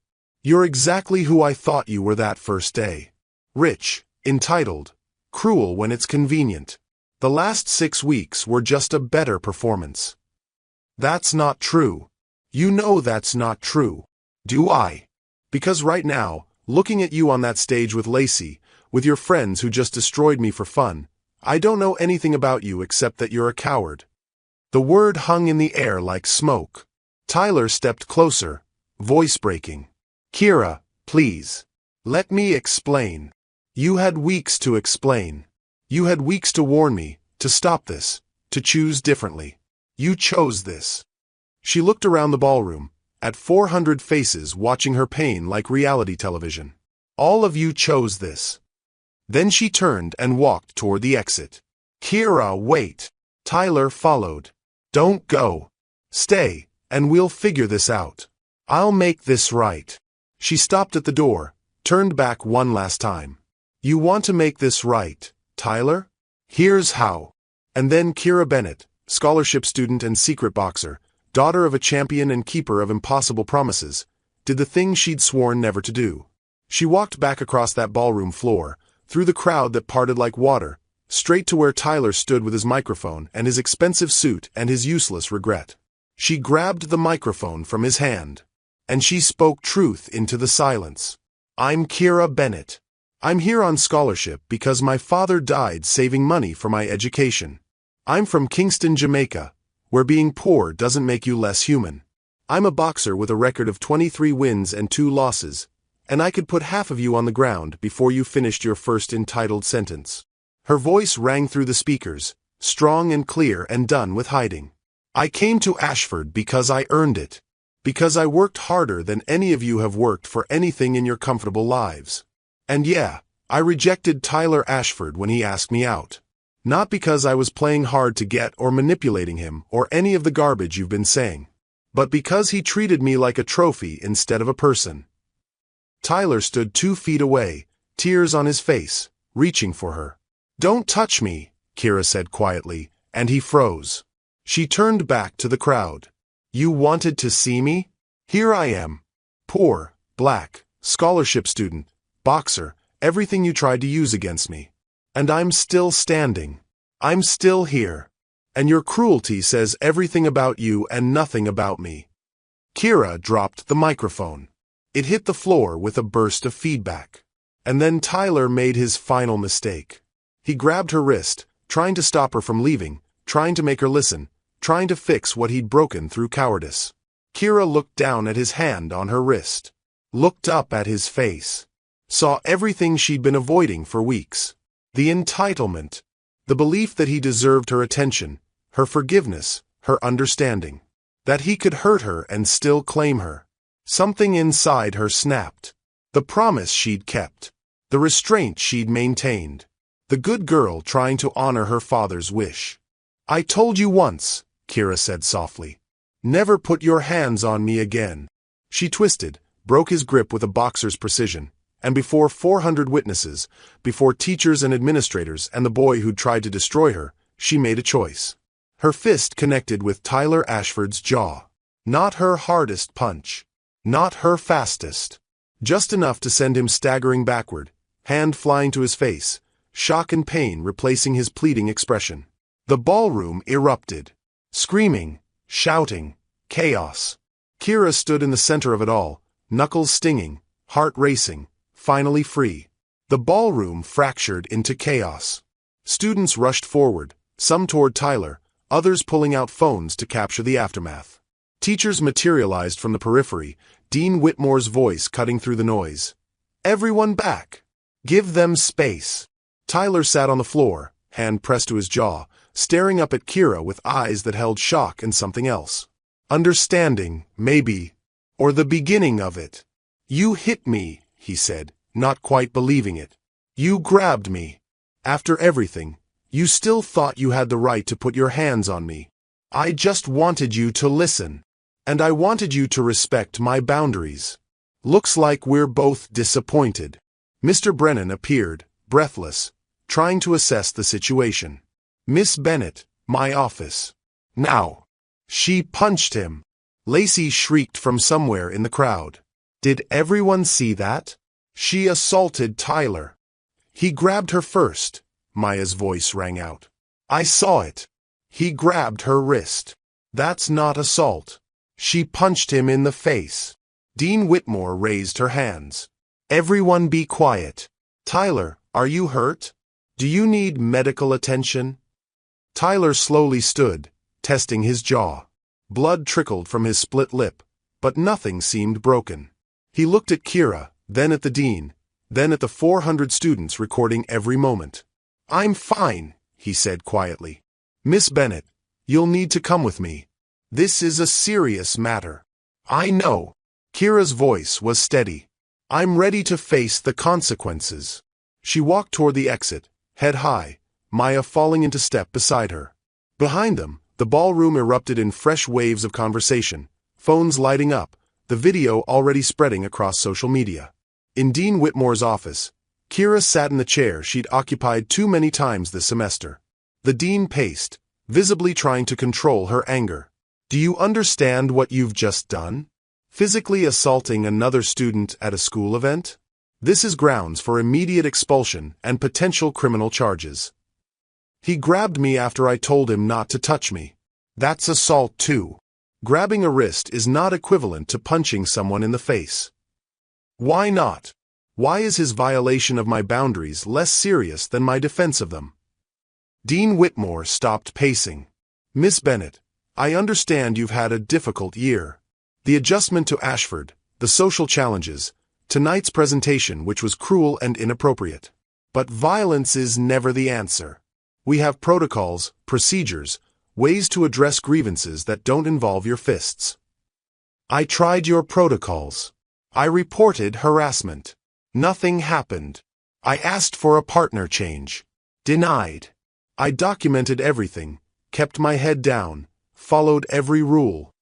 Kira's voice hardened. Your protocols protect people like Tyler. They don't protect people like me. A knock on the door interrupted them.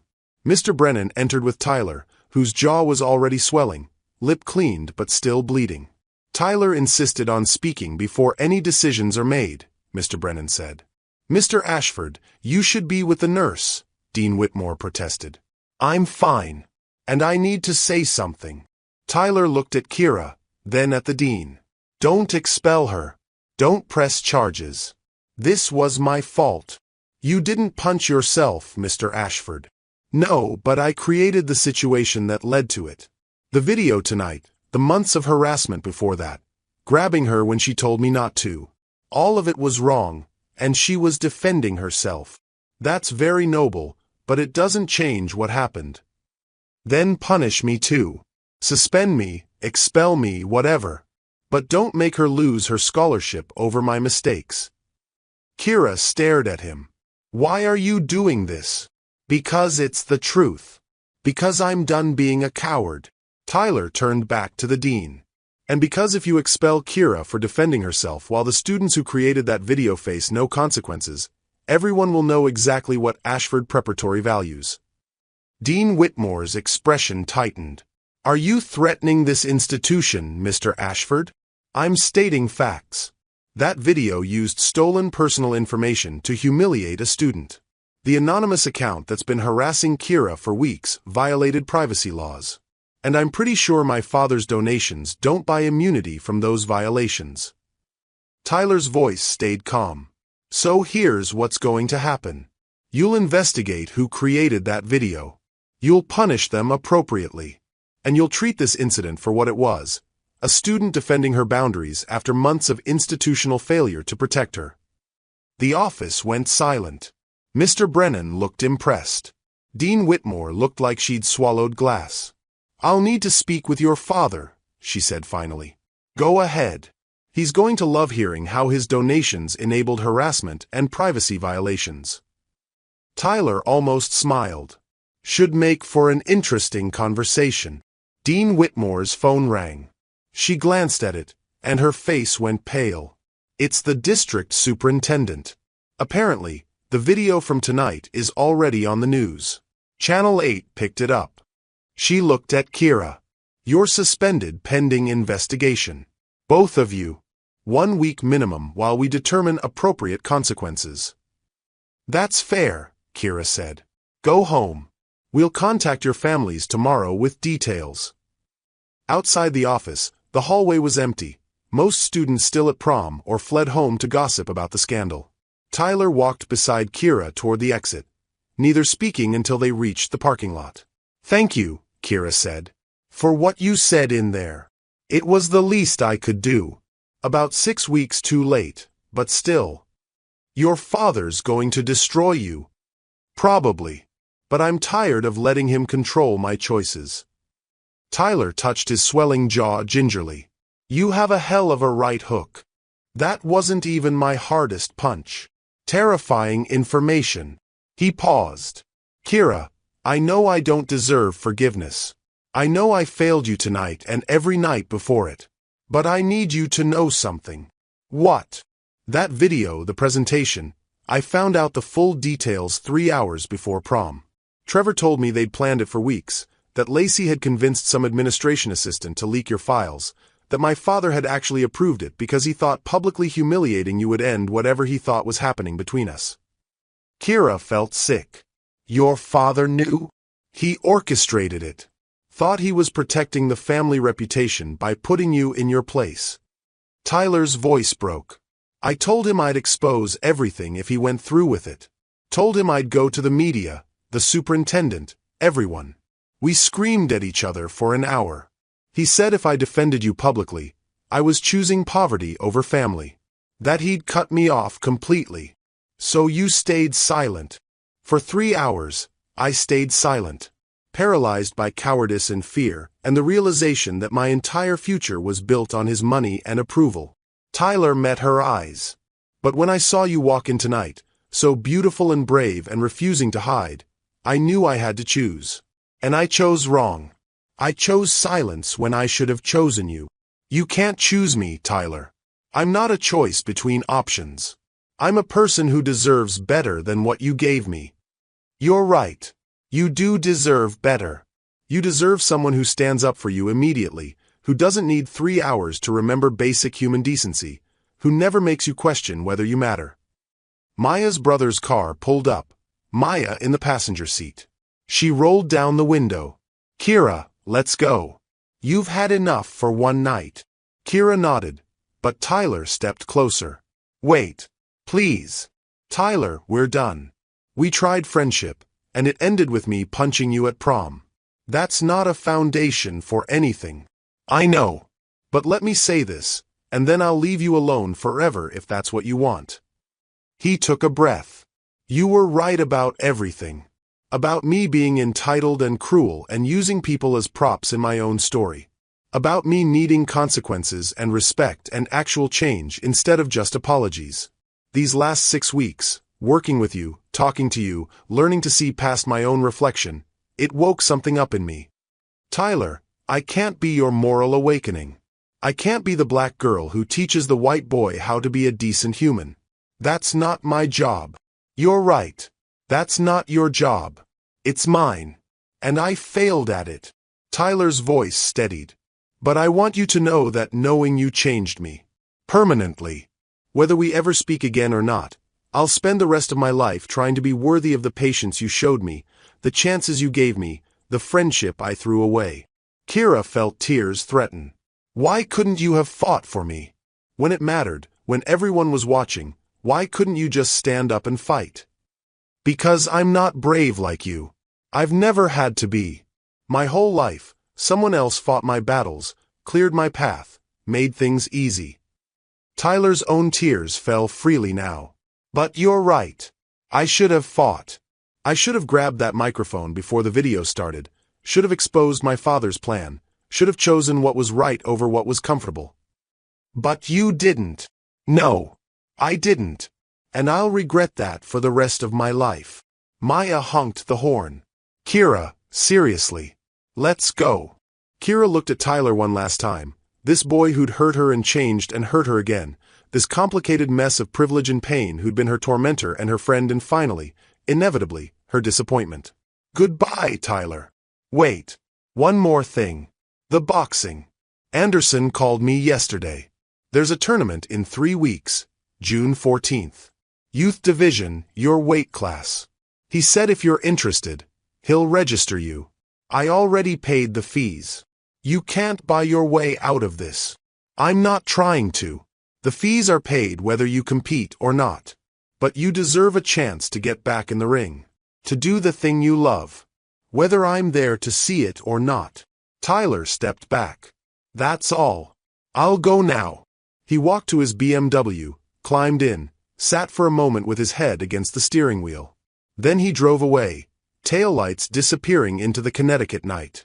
Kira got into Maya's brother's car. Maya turned around from the front seat, face full of concern. You okay? No. But I will be. They drove through Greenwich's quiet streets, past the mansions and manicured lawns and invisible lines that separated worlds. Kira's phone buzzed constantly with texts and calls, social media exploding with videos and commentary, her private pain now public entertainment. She turned off the phone. At the host house, Mrs. Peterson was waiting, having seen the news. The school called. You're suspended for a week. We need to talk about whether this housing arrangement can continue. I understand. But not tonight. Tonight, you should rest. We'll figure out the details tomorrow. Kira nodded, too exhausted to process another threat to her stability. She went to her small room, closed the door, and finally let herself break. The tears came hard and fast, months of restraint and pain and loneliness pouring out. She cried for her father, who died believing his sacrifice would buy her a better future.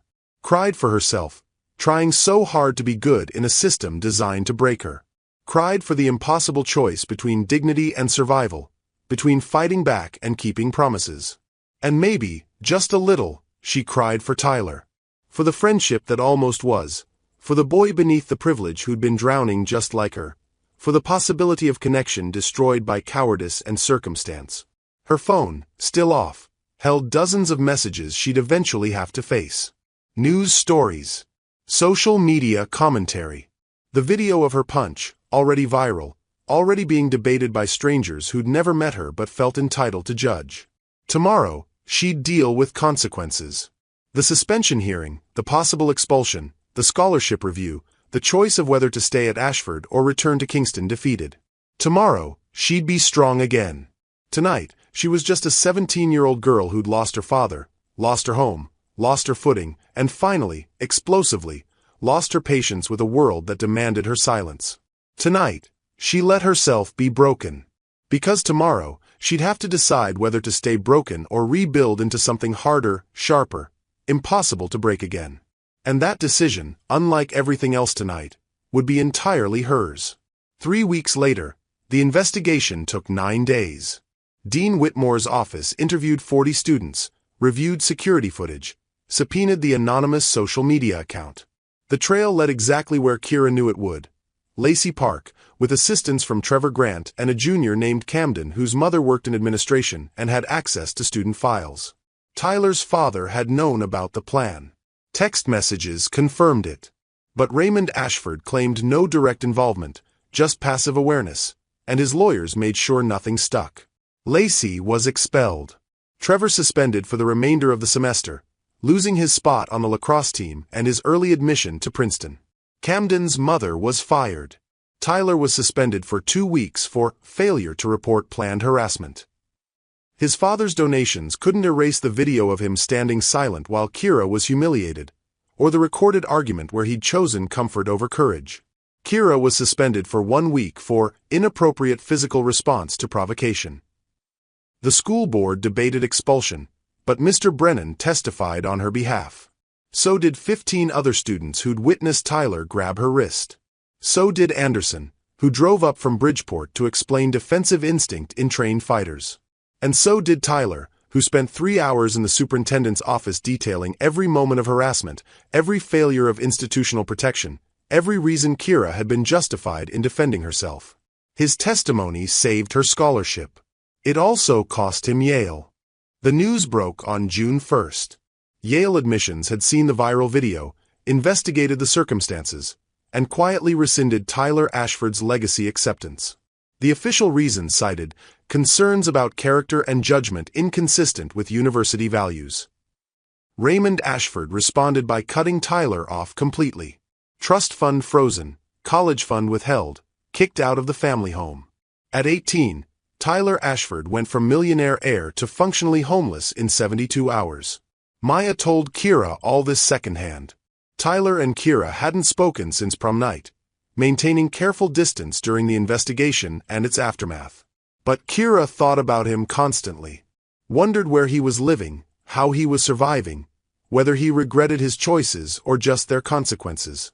She got her answer on June 7th, 1 week before the boxing tournament. Coach Anderson called her into his office after practice. "Got something to show you." He led her to the gym's small equipment room, where Tyler sat on a bench wrapping hand wraps, wearing gym clothes that looked borrowed and too big. "What is he doing here?" Kira asked. "Working. I hired him last week. Cleaning, equipment maintenance, assisting with junior classes. He's living in the apartment upstairs, the one I used to rent out." Tyler stood, awkward, uncertain. He looked different. Thinner, tired, but somehow more solid, more real. "Hey," he said quietly. "Hey." "I'll leave you two alone," Anderson said, exiting and closing the door. Silence stretched between them, 3 weeks of absence filling the small room like smoke. "You're working here," Kira said finally. "Anderson offered me a job and a place to stay after my father kicked me out. Said I reminded him of his nephew who needed a second chance once." Tyler managed a small smile. "Turns out I'm decent at mopping floors and teaching 8-year-olds how to wrap their hands." "Yale rescinded your acceptance." "Yeah. Saw that on the news along with everyone else." He didn't sound bitter.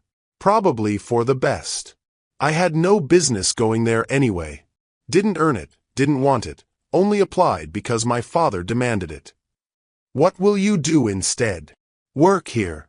Save money. Maybe take classes at community college in the fall. Figure out what I actually want to study instead of what's expected. Tyler looked at her directly. And stay far away from you unless you decide otherwise. I know I don't deserve forgiveness or friendship or anything from you. But I needed you to know I meant what I said that night. You changed my life. For the better. Even if it had to blow up first. Kira studied him, looking for performance, for manipulation, for the entitled boy who'd made her life hell. She found only exhaustion and honesty and something that looked like peace. The tournament is in a week, she said. I know. Anderson told me. Are you competing? Yes. Welterweight division, for scheduled matches if I keep winning. That's amazing. You must be excited. Terrified. Mostly. I haven't competed in over a year. Don't know if I still have it. You have it. I've watched you train. You're incredible. Kira blinked. You've watched me train? From the office. Through the window. Not in a creepy way, Tyler added quickly. Anderson knows. He said I could observe as part of learning gym operations. But honestly, I just wanted to see you doing what you love. Wanted to see you powerful and free and completely yourself. Something in Kira's chest loosened. Will you be there? At the tournament? Do you want me there? I don't know yet, but I think maybe yes. Tyler's face transformed. Hope, fragile and new, replacing the careful neutrality. Then I'll be there. Front row if you want. Back corner if you prefer. Whatever you need. Front row, Kira decided. If I'm going to do this, I want people I care about watching. People you care about, Tyler repeated softly. Does that include me? I'm still figuring that out. But you did the right thing during the investigation. You lost everything to tell the truth. That matters. It was the least I could do. No. It was exactly enough. Kira moved toward the door, then stopped. Tyler. Thank you. For the testimony, for paying the tournament fees, for finally choosing right even when it cost you everything. Choosing right should never have been a question. I'm just sorry it took me so long to figure that out. June 14th arrived humid and hot, summer asserting itself across Connecticut. The tournament was held at a different arena than the one they'd visited in April, this one in New Haven, bigger and more official. Kira arrived at noon with Anderson, Maya, and Mrs. Peterson, who'd surprised everyone by offering to drive and bringing a homemade banner that read, Go Kira, in glittery letters. The weigh-in confirmed her welterweight status. Her first opponent was a girl from Hartford, experienced and confident. The second, if she won, would be a New Haven fighter with a record of 18-3. In the locker room, Kira wrapped her hands with ritual precision, each loop and twist a meditation. Her father's voice echoed in memory. The fight's won before you step in the ring, baby girl. Won in training, in preparation, in the choice to show up brave. She'd shown up. That was something. 5 minutes, a tournament official called. Kira walked to the arena entrance, Anderson beside her, offering last-minute advice about her opponent's tendency to drop her right hand after combinations. The crowd roared. Hundreds of people, maybe 1,000, filling seats around the elevated ring. Kira scanned faces, looking for the people who mattered. Maya, front row, holding the ridiculous banner. Mrs. Peterson beside her, nervous but present. And Tyler, 3 seats down, wearing a plain blue shirt and the most genuine smile Kira had ever seen on his face. Their eyes met across the distance. He didn't wave or shout, just pressed his hand to his heart, then pointed at her. I see you. I'm here. Kira nodded once. Climbed through the ropes into the ring. Her opponent was good. Fast hands, solid defense, clear training. They touched gloves, and the bell rang. Kira slipped the first jab, countered with a body shot that landed clean. Her opponent circled, testing range, throwing combinations that Kira blocked or evaded. The crowd noise faded. The world narrowed to breathing and movement and the perfect clarity of violence with rules. Round 1 went to Kira on points. Round 2 was closer, her opponent adjusting strategy, finding openings. Round 3 would decide it. The bell rang. They came together in the center, trading punches, neither giving ground. Kira saw the opening Anderson had mentioned, the dropped right hand after a combination. She waited for it, patient as stone. There.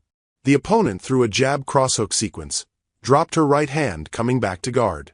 Kira's overhand right crashed through the gap, connecting with her opponent's jaw with every pound of training in grief and survival she'd carried for a year. The girl went down. Not out, but down. The referee counted. She rose at 7, wobbly, game but hurt. The referee waved Kira in. She threw a final combination, clinical and clean, and the referee stopped the fight. TKO. Round 3. Winner, Kira Bennett. The crowd erupted. Kira stood in the center of the ring, arm raised by the referee, feeling something she hadn't felt since her father died. Whole. She won her second match by decision. Her third by split decision after a war that left both fighters exhausted and bleeding. By the time the finals arrived at 8 p.m., Kira was running on adrenaline and will. Her opponent was a girl from Stamford, undefeated, built like a tank, with a style based on pressure and power. She's going to come forward hard, Anderson said between rounds. Don't meet force with force. Use your speed, your footwork. Make her miss, make her tired, then take her apart in the later rounds. Kira nodded, barely hearing. Her body ached. Her hands throbbed inside the gloves. Her father's death certificate flashed in her mind, displayed on a projection screen for entertainment. She used the anger. The first round was brutal. The Stamford fighter pushed forward constantly, throwing heavy shots that Kira slipped or blocked. By the bell, Kira's arms felt like lead. Round 2 was worse. The girl caught her with a right hand that rattled her teeth, followed by a combination to the body that drove the air from her lungs. Kira clinched, buying time, hearing the referee's warning about holding. In the corner, Anderson's voice cut through the fog. You're better than this. Faster, smarter, tougher. Stop fighting her fight. Make her fight yours. Round 3. Kira changed tactics. Stopped trying to trade. Started moving. Circle left, jab, move. Circle right, double jab, move. Making the Stamford girl chase, miss, waste energy. By round 4, the strategy was working. The girl's punches came slower, her footwork heavy. Kira picked her shots, body shots that accumulated damage, straight rights that snapped her head back. Round 5. Championship round. Winner takes all. Kira found rhythm. Jab to the body, right hand upstairs. Hook to the ribs, uppercut when the girl ducked. Everything her father taught her, every hour in Kingston gyms, every sacrifice and choice and promise kept or broken. The final bell rang. Both fighters embraced, exhausted, respectful. The judges deliberated. Kira stood in her corner, Anderson beside her, waiting for a decision that would either validate everything or confirm that she'd lost more than she'd gained. Ladies and gentlemen, the announcer's voice boomed. After 5 rounds, we have a decision. The judges score this bout 48-47, 49-46, and 47-48. Kira's heart stopped. Your winner, by split decision and new welterweight champion, from Kingston, Jamaica and Greenwich, Connecticut, Kira Bennett. The arena exploded. Maya screaming, Mrs. Peterson crying. Anderson lifting Kira's arm high while the referee fastened a championship belt around her waist. And in the front row, Tyler Ashford stood with tears streaming down his face, applauding until his hands must have hurt, looking at Kira like she'd hung the moon. After the award ceremony, after photos and interviews and congratulations from fighters and coaches, Kira found her people in the arena lobby. Maya hugged her so hard her ribs ached. You did it. You actually did it. We did it. You kept me sane through everything. Mrs. Peterson handed her a bottle of water. I've never watched boxing before. That was terrifying and amazing. Thank you for coming. For everything. Tyler hung back, letting others have their moment. When the crowd thinned, he approached carefully. Congratulations, champ. That was the most incredible thing I've ever seen.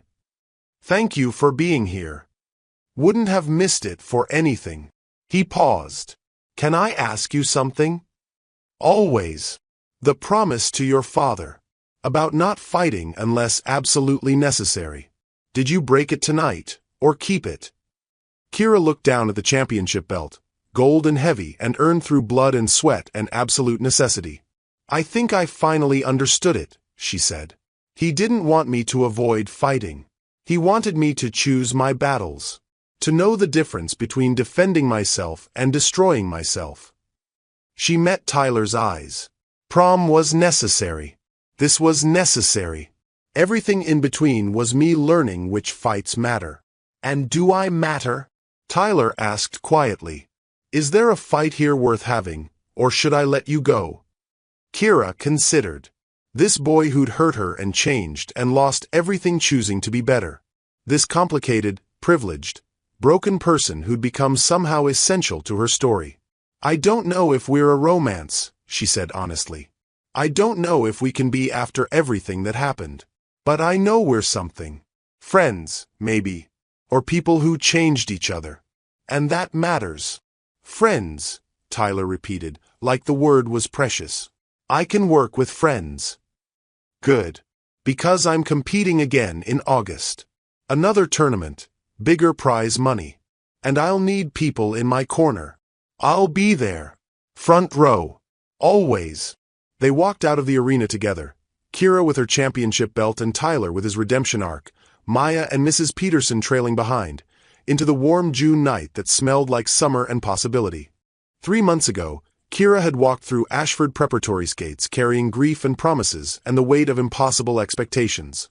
She'd survived harassment, humiliation, institutional failure, and her own breaking point. She'd lost her temper, kept her scholarship, and found her power. And maybe, just maybe, she'd found something else too. Not love. Not yet. Too soon and too complicated for that word. But the beginning of it. The possibility of it. 2 people learning to see each other past privilege and pain, past mistakes and masks, choosing kindness when cruelty was easier. What happens now? Tyler asked as they reached the parking lot. Now I graduate. Start at UConn in the fall. Keep boxing. Keep fighting for the things that matter. And us. We figure it out. Slowly. Carefully. No grand gestures or dramatic declarations. Just showing up, being honest, choosing right every single day until it becomes natural instead of difficult. Tyler smiled, the real one that transformed his face. I can do that. Good. Because I'm done with people who can't. 6 weeks later, Kira walked across the stage at Ashford Preparatory's graduation ceremony. She wore her cap and gown with pride, her championship belt hidden underneath, her father's photo in her pocket. The crowd applauded. Dean Whitmore handed her the diploma with a tight smile. Mr. Brennan gave her a genuine hug. And in the audience, her mother who'd flown in from Kingston sat beside Mrs. Peterson, both crying proud tears. Maya cheered loud enough to embarrass them both. Tyler sat 3 rows back, wearing the same plain clothes he'd worn to the tournament, holding a single sunflower instead of an expensive bouquet. After the ceremony, he found her on the lawn where families gathered for photos. Congratulations, graduate. Thank you. Kira took the sunflower. Why a sunflower? Because you told me once that your father grew them in Kingston. That they meant home to you. Thought you might want to carry a piece of home today. Kira felt tears threaten. You remembered that? I remember everything you've ever told me. Every story, every detail, every moment you let me see the real you. Tyler stepped closer. I know we're taking things slow. I know I'm still earning your trust every day. But I need to tell you something. What? I'm falling in love with you. Have been since the boxing match. Probably before that.